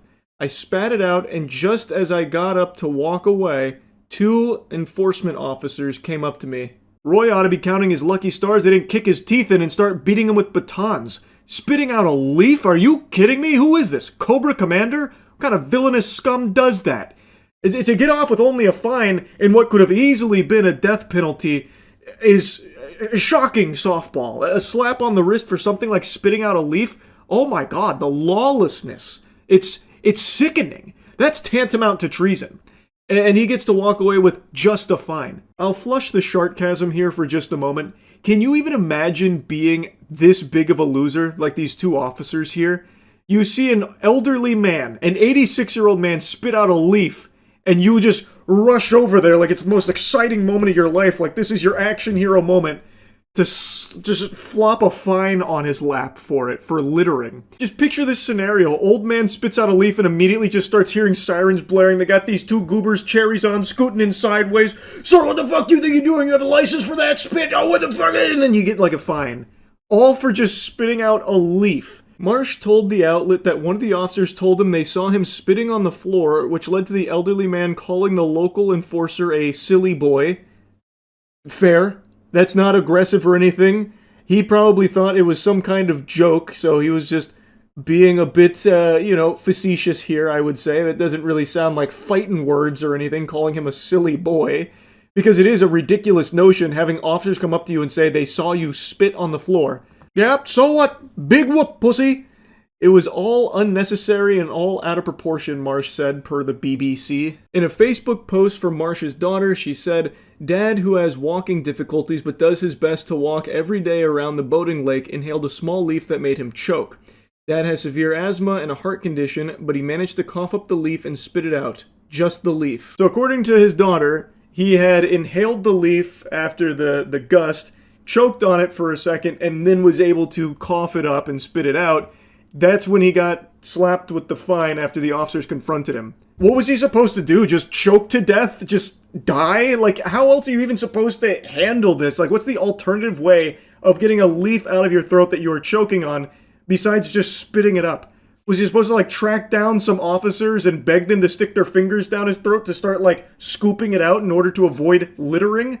Like, I just don't understand. Like, I genuinely cannot comprehend what other methods or means there were for him to handle this in a way that didn't lead to a multi-$100 fine. Marsh ended up receiving a fine of $334.50, but was later reduced on appeal to $200.70.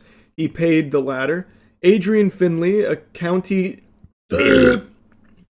Oh, Jesus, sorry, I had a big burp stuck in my throat right there.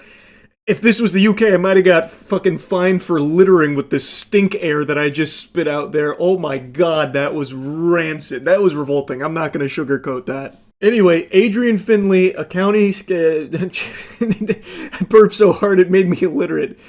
A county councillor who works as a representative for reform on Lincolnshire County Council told the BBC he had received numerous similar complaints from others in the area. So I guess this is just like a common racket where they're just slapping people with fines for really trivial shit. Enforcement officers are taking it too far. There needs to be discretion about how enforcement officers, issue fines.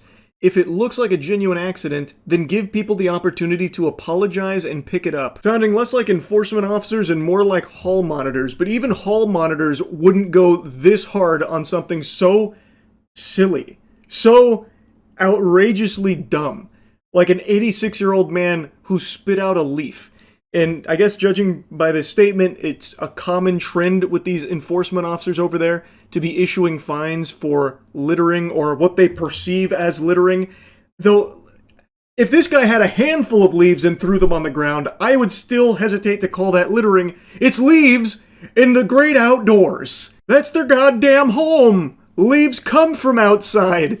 Like, I don't know how, even if he did deliberately chew up a leaf and spit it out, how is that even littering? It's not like he had like a handful of soda cans and was just throwing them out all over the place in order to ruin the atmosphere or something by littering everywhere he could, polluting or anything. He spit out a leaf. A leaf that was the aggressor, mind you. The leaf attacked him. It fucking launched itself into his throat, causing him to choke. So he spit it out and then had to fork over a couple $100 because of that.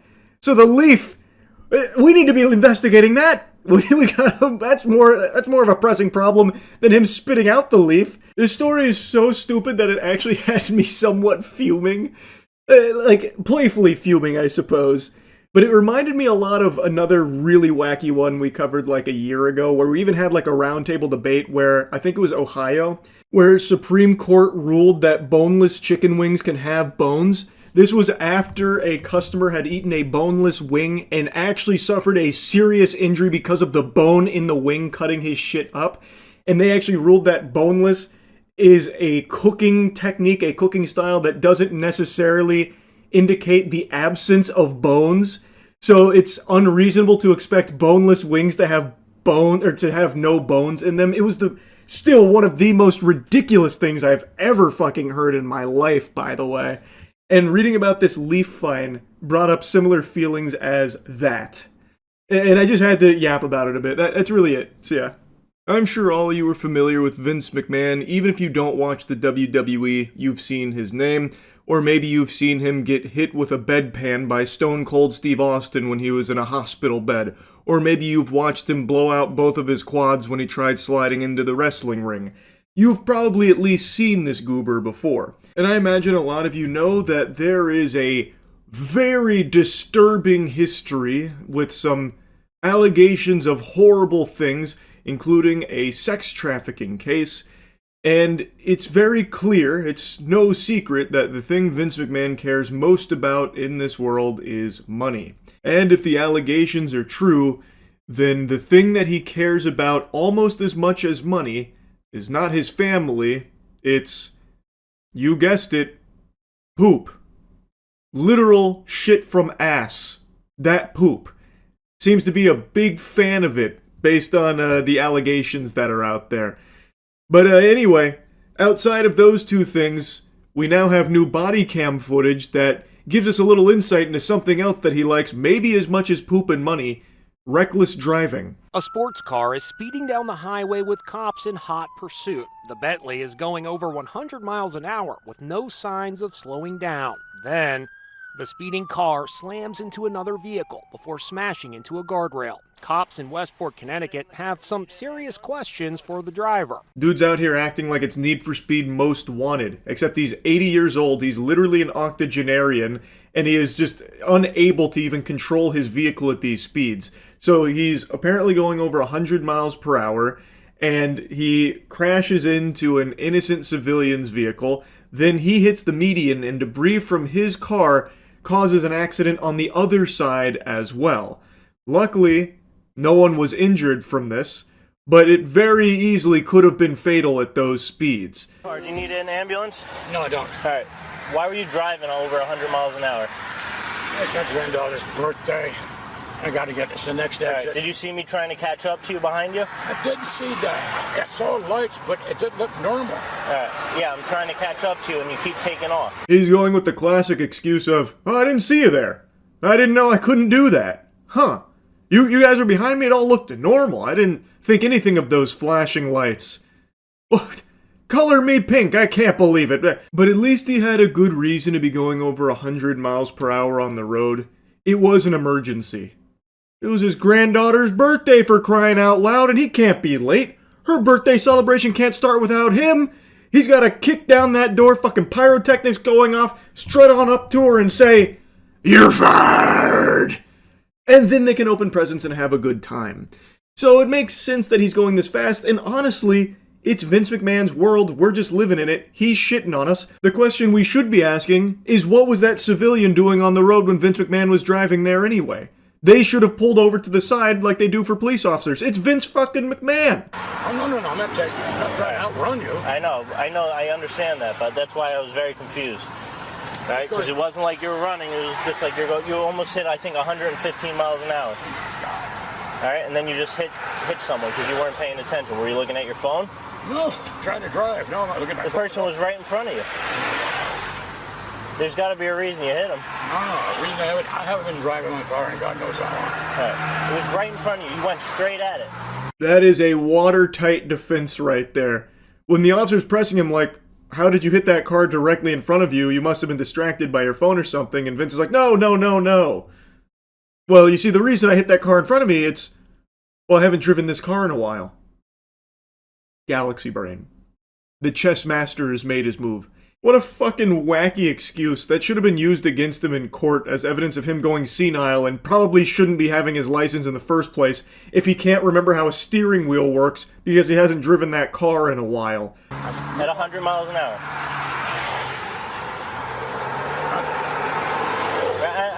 I'm just making sure you're not having a medical condition or anything. Do you need an ambulance?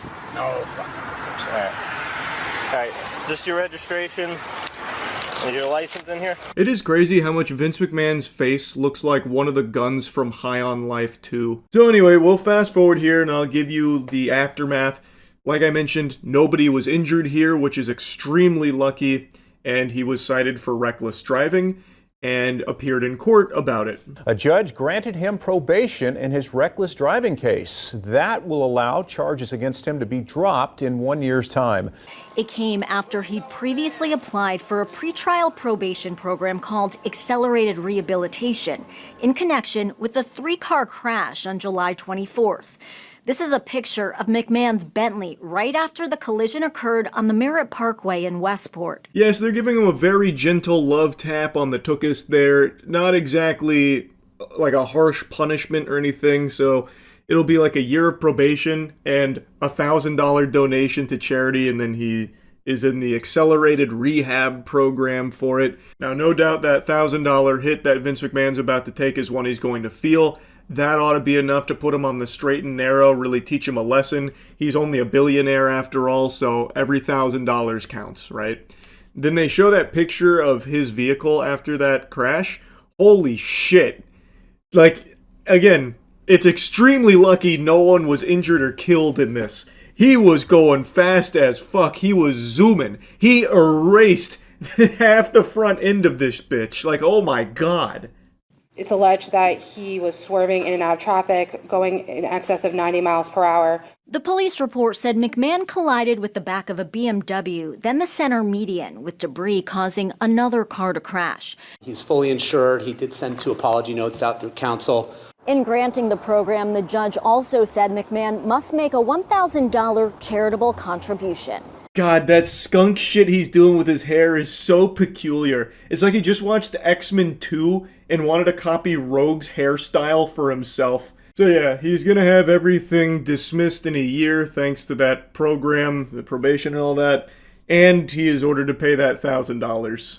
Now, he swears it'll never happen again, but if anyone has ever heard about Vince McMahon's driving, because it's not exactly like the most tight-lipped thing in the industry, you'd know that there are a ton of people in the industry there that refuse to ride with Vince McMahon because, according to them, he is a trash driver and very dangerous behind the wheel.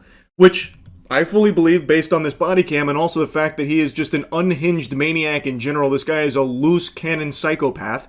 So yeah, I can definitely imagine that him behind the wheel is a recipe for disaster. And it's just very fortunate in this case that he didn't kill somebody. I also saw this post here from the person who was apparently struck. I don't know if her name's public or not, so I went ahead and censored it, but she is recounting how this all unfolded with Vince McMahon rear-ending her, going 80 to 90, she said. And luckily, her and the dog are mostly fine and was able to keep control of the car. And this is also when Jim Cornette came in and said the long list of people who refused to ride with Vince driving included me and Jim Ross, who told him, "I love my children and want to see them again." Once again, just reiterating how known Vince McMahon has become for this kind of reckless driving. So I'm surprised this hadn't happened sooner. And again, it is just very lucky that he didn't kill this woman or the other vehicle or anyone else on the road here with his driving. So anyway, just wanted to yap about that. That's about it. See ya. I was sleepy once. It was a long time ago. If you think I look tired, well, you better get your eyes checked, Buster. That's a certified WebMD diagnosable moment right there that something has gone awry with your peepers. Could a sleepy man do this? Checkmate. Point is, in my endless battle against insomnia, I happen to have stumbled across something interesting again this evening, and it pertains to last night's video about the $20 million reality TV show, Twitch streamer, fan production, extravaganza, mansion, titties, beer, rock and roll, whatever else it was pitching itself as, called the $1 Million Fan Show. Well, I speculated that it was a big scam, and a lot of Twitch streamers had been publicly put on the website. Some had even made announcements about their endorsement of the $1 Million Fan Show, and nothing about it seemed legitimate. I'm not just going to regurgitate everything from last night's video. You can check that out if you want a deeper dive on everything that was wrong with it. But last night on stream, like 45 minutes after I posted the video, they took their website down. Then I was checking their other ancillary shit, and all of that is removed. It seems like they are scrubbing any existence of the $1 Million Fan Show from the internet. So like even the Reddit post that the livestream fail mods posted is taken down. I don't know if that was by order of the $1 Million Fan Illuminati, or if the mods that had signed an agreement with them had a come to Jesus moment that they may have been misled, so they decided to take it down. But apparently they also removed like their Discord and their socials, which is a huge blow, by the way, because the $1 Million Fan Show had like 5 Instagram followers, so really playing a sad song on the world's smallest violin now that 5 Instagram followers have been cast into oblivion, banished to the Shadow Realm. I feel like that's pretty strong evidence for my game theory that it was all a big load of hullabaloo, a bunch of hooey. I don't think a legitimate company that's putting together a $20 million grand prize reality show that is also a television program that is also employing some of the highest level production staff imaginable for a once-in-a-lifetime unforgettable experience for streamer fans. Also, their About Us section had all the telltale signs of just being AI generated, where literally every section ended with triplets where it was, you know, it's not this, it's this. Performance, power, mentality. Mentality, tits, mentality. Like, it's just like, it was very clearly AI generated. The fucking first thing you see on their website is an AI generated image of a mansion. The whole thing just reeked of scam. And now everything has been deleted, presumably by them. I don't think, you know, some governing body came in to, you know, wipe them out. I think this is them trying to cover their own ass, so that way there isn't some kind of legal action taken against them. Because from what I've read, there were actually some members of some streamer communities that put money into the $1 Million Fan Show. They bought emote packages. I read a report on someone that claims to have spent a couple $100 doing so. So I imagine there was a handful of people that did legitimately lose money on this. Now, of course, you have to take those claims with a grain of salt because there's no real evidence to back it up, especially now that everything is deleted. There's nothing to prove that. But I'm inclined to believe those statements from them because these streamers are, you know, to a lot of people, a trustworthy source. And if they're endorsing something and they say that there's a chance that they can win $20 million or whatever the fuck through like signing up for it, they will do so. And when you go to the website and do their free sign up, they're very heavily pushing you to do the monetized sign up for unlimited entries by giving them money.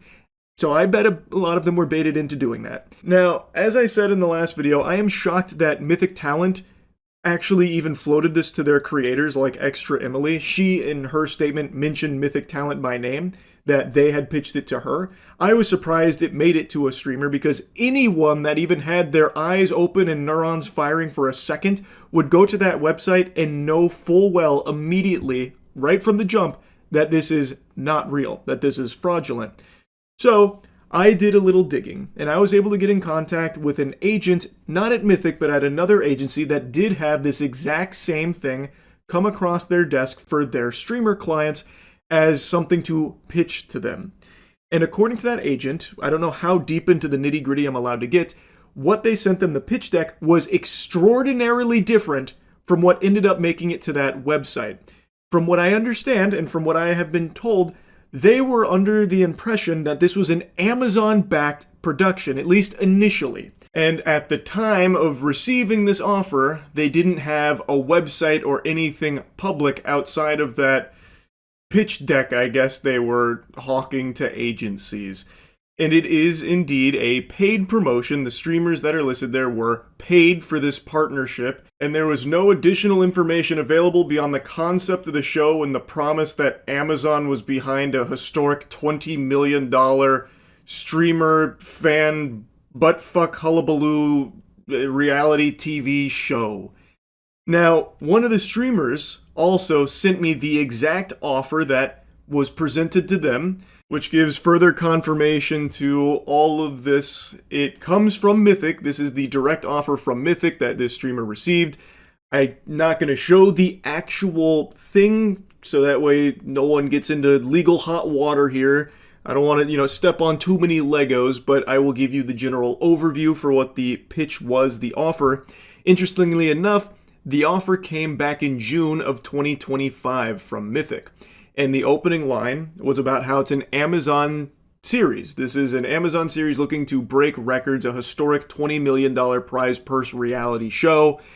It doesn't even name the show, by the way. I'm guessing back in June of 2025, they didn't even have the name of the show or anything concrete. There was no website, no mention of like LSF or brand partners or anything like that. It was just a single sentence that said, Amazon reality TV show set to air on Amazon Prime, featuring the soon-to-be-broken Guinness World Record book for biggest prize pool in history, $20 million, winning group splits money in half, $10 million to you, and $10 million to the fan. That is the entire explanation for what this deal was. Interestingly enough, like I said, June of 2025. The deliverables were a reality TV show appearance, 1 to 7 days, depending on how far you make it, and a single social post. The initial filming date was November 3rd to November 10th, but guessing, some wires got crossed there, fucking nipple clamps came down, maybe government shutdown, put that on the back burner, so that had to put the kibosh on that and shelve it till, I guess, 2026. Anyway, though, they were offering $3,000 for the streamer involvement here, plus 20% of net ticket sales from your ticket, which the streamer expressed some confusion over because they didn't believe Mythic knew that there was like this paid entry option, but in the offer it says they were getting 20% of net ticket sales. When you go, well, knowing now, hindsight's 2020, but like going to the website that existed, when you would sign up through a streamer portal, you were paying for those entries if you wanted to extend beyond just the free submission. So I'm thinking that the idea from this offer was that when someone, a fan of the streamer, did a paid entry through their portal, they would get a portion of that. So I feel like Mythic would have had to have known that there was some kind of like paid component to the fans, but who knows? There's so little information here in the actual offer that Mythic took to the streamers. I am still extremely surprised it even made it to a single streamer as something to consider. I don't know why there wouldn't be more digging to confirm if this is actually even an Amazon show, because after the offer, they then go into like a general explanation for it, and it is so bare bones. It sounds like something that a person would cook up in 5 minutes while taking a shit after consuming their morning oats or something. There's not a whole lot of thought into this. Competition details. 1 creator, 1 fan group eliminated per day. $20 million cash prize. 1 creator, 2 fans. They will be gaming, IRL, and cognitive challenges. Think Survivor, but for creators. And then it just lays out like the most simple, boring shit ever for the competition. And then the Apocalypse Challenge on day 3, during which fans will compete head-to-head with each other, resulting in a mass elimination. Narrow the group down so each creator is ultimately paired with one of their original fans for the last 4 days. It's if you went to like a fucking Redditor and asked them to really quickly come up with a streamer game show or something. Now, as for the initial start date of November, the streamer was just told that it got pushed back to March. I don't think there was any like real explanation for what went wrong. Maybe bad weather, perhaps government shutdown, all kinds of possibilities for why it got moved. But they weren't really, kept up to date, kept abreast on everything going on here with this huge, giant Amazon show. I am even more surprised that any agency would have seen this and just shipped it as is, just said, fuck it, do it live. We'll send it out to our streamers to see if they'll accept the $3,000 offer with the 20% ticket sales split or whatever. Because, I feel like when you are getting this as, pitched as an Amazon production, you would probably want to confirm if this is actually coming from Amazon. Because if you're going to work at this agency managing these kind of contracts and stuff, but you're working under the impression that no one's going to tell lies on the internet, what's stopping just any old Joe Schmo Dorito dusted fingers from sending you a cold call email saying like, hey, this is me, Amazon, pitching you a $50 quadrillion reality television show. I'll offer like $3,000 with some rev split to your streamers. Do you mind taking this to them? I'd love if they start shouting out goochsweat.org soon. It's a very legitimate reality TV show. We're Amazon, by the way. And you not press that any further, because that's what it feels like. Looking at the offer, there is no actual information about like Amazon being behind this. And since this was back in June of 2025, I can understand the absence of a website a little bit more back there, because if this is like an Amazon show, they're probably not going to make the website first and foremost because they don't want to like spoil it or anything. Like, I can kind of understand that.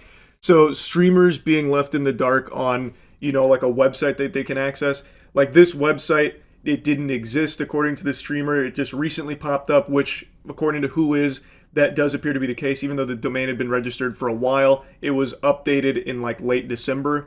So that's probably when it actually went live, which is when anyone could go on there and see how fraudulent it was with just a single fucking glance. So I do now understand that there were streamers that literally couldn't look up this show because the offer doesn't even have the name of the show and the website didn't exist. What I'm still confused on is like why anyone would still accept that deal. And then I start to understand a bit more that they just have trust in the agency not to be presenting them with a scam. They had trust that the mythic talent, for example, like in Extra Emily's case, was bringing them something that was legitimate. So they're seeing like, oh, it's an Amazon show that wants to work with me and they're making this offer. Okay, this seems like a big deal. I'll sign up to that and, do the social post or whatever. Also, if you try and look up milliondollarfan.show now, the most recent update to the site was today, because the update was just nuking it, taking it down. But prior to that, it was updated in late December, which is when I imagine this went live. So now it seems like the streamers literally didn't even have access to look up the information themselves on that website, which again, doesn't take a super sleuth, fucking pinky up internet, narwhal baconing at midnight master to see that that is a fucking disaster of a website that is clearly in a shady spot, most likely looking to scam. The streamers didn't know that site was there because the deal was all the way back in June. Though I will say, looking at the offer, this should have been something that I think streamers should have been a little weary of, because it feels like it is very odd just looking at it.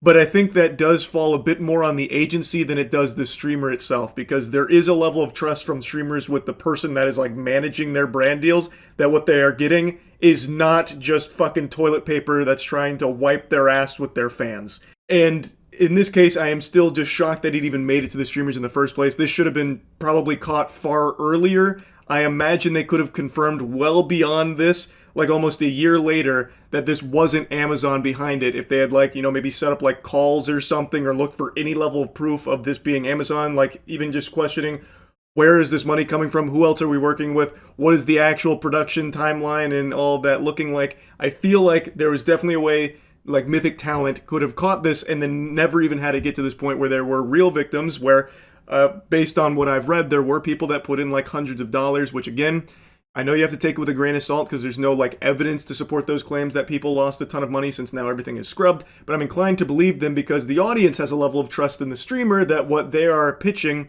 is not just a scam that's going to just rob their fucking piggy banks. So I do think that there were real victims here, and I think it was just so easily avoidable. This shit is just fucking wild that it even happened. R.I.P. $1 Million Show. Definitely feels like it was a scam from the get-go, considering they have just vanished, poofed out of existence, and erased every trace that they were ever even here to begin with. Anyway, though, that's really about it. So, yeah. Have you heard of the real-life superhero Skyline? He's a local Albuquerque man who helps the homeless. Someone mentioned that name not long ago. Skyline Superhero. A night patrol with Skyline. Albuquerque's real-life superhero. This reminds me of, Phoenix Jones. The story of Phoenix Jones was so fascinating. Does he go around and beat up crime? What's his MO? So I go by Skyline, local superhero here in Albuquerque. Maybe coming to a town near you. Yeah. Oh, that was a cool move. My parents left when I was 15. I was out on the streets. Nice and ready to go. This is so cute. My main goal is to inspire people to do better, do good things for their community. What is the difference between a rooster and a whore? A rooster and a whore? Oh, I got 2 sandwiches left. Okay. This is sweet. I'm trying to make this superhero thing like a full-time thing with making YouTube videos about it and stuff. What a nice thing to do. I wonder if he's gotten in any fights. Has Skyline squared up against any villains? Yeah, Phoenix Jones actually fought a couple times actually on camera. What ended up happening to Phoenix Jones? Was it a domestic dispute or something? I remember he got arrested. No, it was drugs. That's what it was. It was drug related. Didn't he turn into a villain after pepper spraying innocent people? It's been so long since I brushed up on my Phoenix Jones lore. I vaguely remember him pepper spraying people. He pepper sprayed a group of people. I don't think all of them were guilty of wrongdoing. He actually became mainstream too. Bro had comic books and was in movies and video games. Yeah, Phoenix Jones was big. Back in like the 2010, 2011-ish era, Phoenix Jones was big.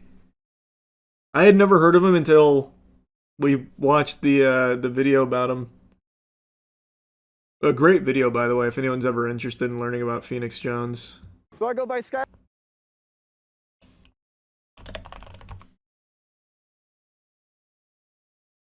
Oh, there it is. Atrocity Guide. The Fall of Phoenix Jones. My demeanor is usually very haha, you know, let's all have fun. 1, 2, 3. Up and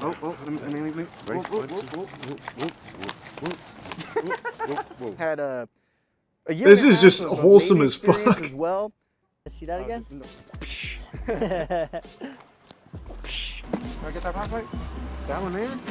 I do wonder if he could fight somebody. He seems to have at least had some level of, like, at least moderate training for these kicks. Or maybe he watched a couple YouTube videos. Maybe I'm giving him, like, a very charitable gesture there. I just really would love to see, like, one day some bad guy comes over, he's like, fuck those Chewy bars. Those aren't going to the homeless, they're going to me. And that's one step too far for Skyline, so he takes him down. Phoenix Jones was MMA, right? Yeah, he was a former MMA fighter. This guy seems like a soup you'd see in The Boys. Yeah, I mean, he's very Peacemaker coded here. It would be cool if his arch villain was also someone that helped the homeless. Why would that be his arch nemesis then, though? Like, this town's not big enough for 2 people helping homeless people out here. Get out of here, guy. Scram. Or else.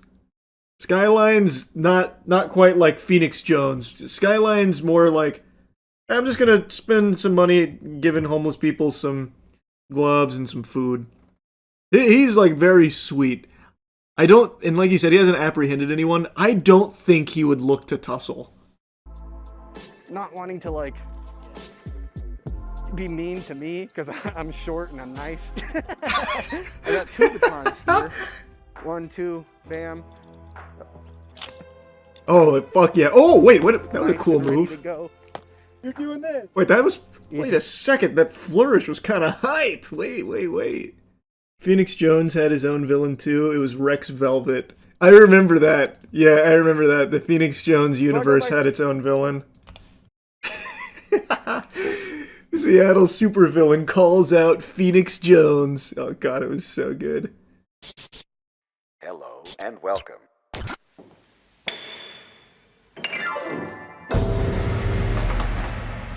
When I could leave this lair and conduct my duties proudly and without distraction. Oh, he's theater as fuck. Oh yeah, he's thespian troupe. Along with his villain, if you will. Before you jump to conclusions, let me tell you that I'm a fair negotiator and businessman. But I will not back down from you, Jones. No! The city is rid of you. It can't be! Did Rex Velvet actually do anything? No, man. He made that trailer and that was it. I don't think he ever actually went out there to challenge Phoenix Jones. At least I don't remember him doing that. Rex Velvet was actually captured by a young kid during a Make-A-Wish who wished to be a secret agent. It's super wholesome. That is extremely sweet. What? Oh, and there's Rex Velvet! And Colby got him. That's incredibly sweet. Yes! You should learn staff. First off, nice. Cool. But secondly, you could find a staff just about anywhere. It could be a big-ass stick, or it could be one of my light stands for this video. Or, you could always just use a PVC pipe like this one here. Really anything with a long cool. pole arm. Imagine him busting that shit out on the street. Stop right there! When the homeless won't take a sandwich, he busts out the PVC pipe. What do you mean you're not hungry? Extendo pipe! I found a map that shows all real-life superheroes around the world. Look up the RLSH map. Wow, we have one all the way up here? Raven. Status active. Red Ranger has a whole fucking super suit here. Holy. And Justin Service. Damn, he's also got like a whole get-up. Okay, so that's the Seattle branch. There's one guy down here in Auburn named Skyman. His fucking get-up looks awesome. What does Skyman do? Oh, he's also a member of Echo. He was able to coax Iron Baron out of semi-retirement to mentor him. The Baron has his own unique history with the Seattle superhero scene. What's the history? The Amazing in Ann Arbor, Michigan. What does The Amazing do? His trademark gadgets are web shooters, including bowler wrap iteration and a grappling iteration. So he has an actual utility belt? He started building gadgets from scratch, eventually moving to show the devices on YouTube as his channel grew, planned to use his gear to make positive impact in his community, often giving out supplies to the homeless. See, that's sweet. And keeping an eye out for crimes. He eventually joined the Astrals and became part of the Ann Arbor branch. That's very sweet then. See, so finally, a little information on what they're doing. I wonder how often the gadgets have been deployed. The Amazing PhD. Oh, he's still very active. This video is that you'll be able to see what I see in this project. Not just an interesting scientific exercise, but something that could be a truly powerful robotic platform. Well, this is kind of an interesting little thing we've stumbled upon here. Does he still do the real-life heroing? Videos direct from the founder and CEO of Dragline Dynamics. So he's also a business owner. A brand new web shooter. I built a lot of things, so it's not every day I can safely say I've built one of the coolest things I've ever built. Charlotte was that day. The first version of this device that I made in 2025 This is so interesting. didn't really cut it. It was bulky. It was just kind of a proof of concept of my new... Not gonna lie, he actually looks like a Peter Parker. Kind of. I mean, he has like very standard comic book like main character traits. There he is, smoldering.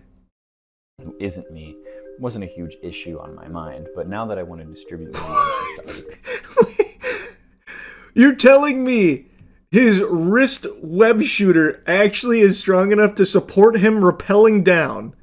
No. General usability by someone who is. That had to be anchored up there with something else, right? On my mind. No fucking shot, right? So what, is it a hook over here that he's got down there? Or is it actually just from that gadget wrapping around the...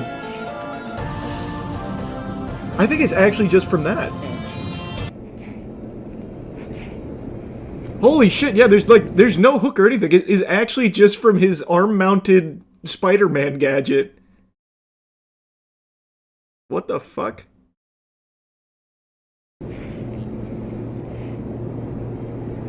That's cool.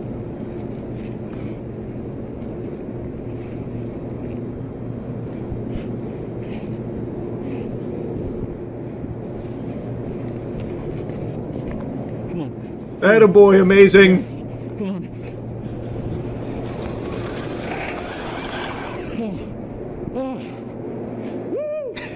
Oh my god. Security guard comes out and arrests him.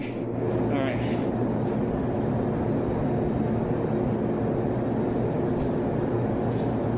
Wow, yeah, and he can just retrieve it pretty easily, too. Yes, okay.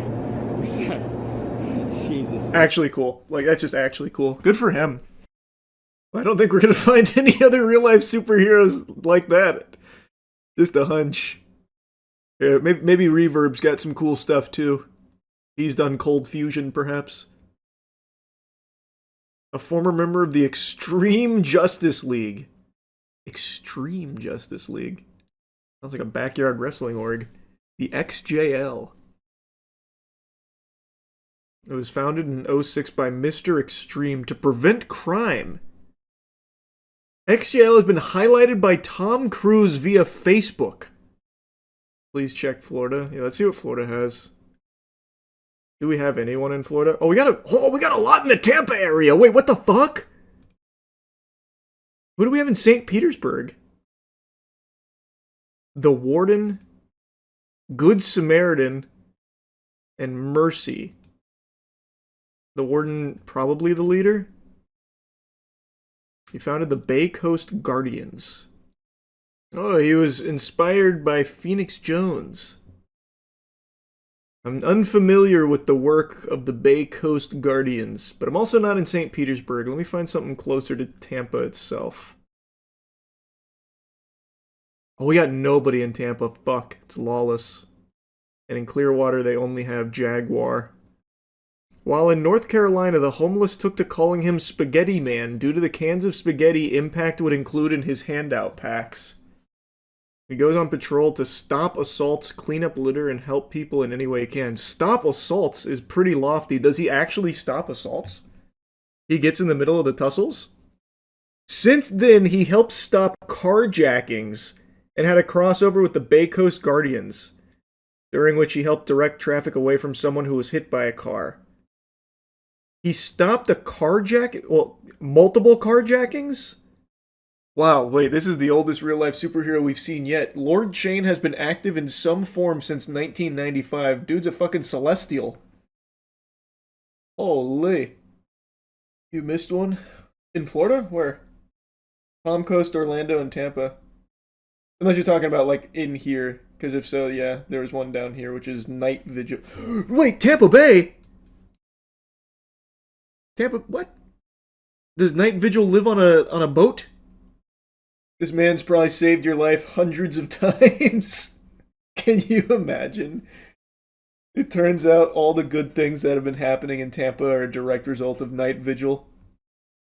Damn, we've got one all the way over here in Australia. Out in Brisbane. Naturally, it's Captain Australia. Who else? 8 months ago, 332 Captain's Log. Okay, Barry, before we do anything else, let's get the music going, okay? Ready? In 3.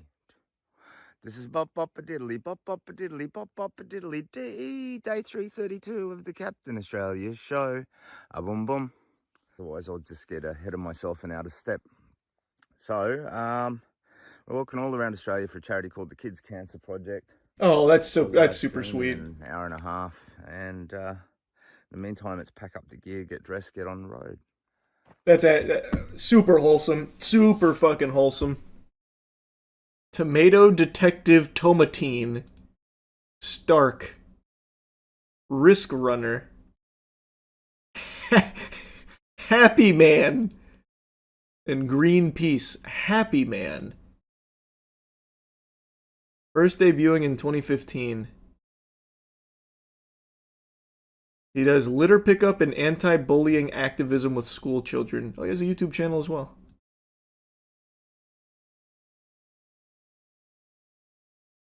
Not super active on YouTube. はい、じゃあお疲れ様でした。お疲れ様で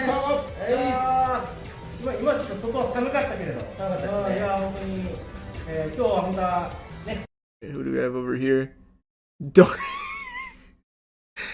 Dark Jacker?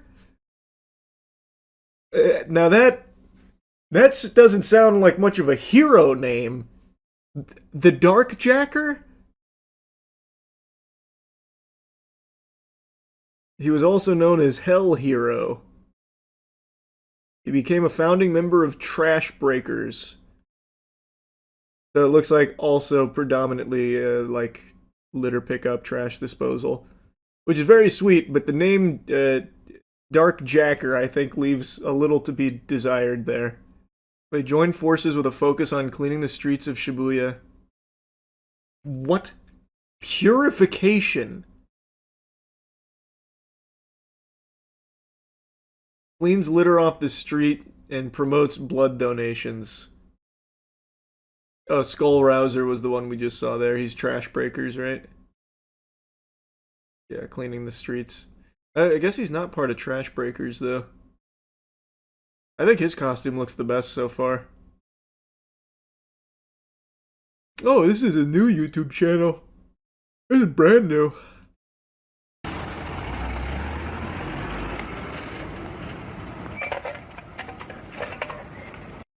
For the next TOC video, you and the boys should try and come up with your own superhero name and costume and go out to the streets and do some service.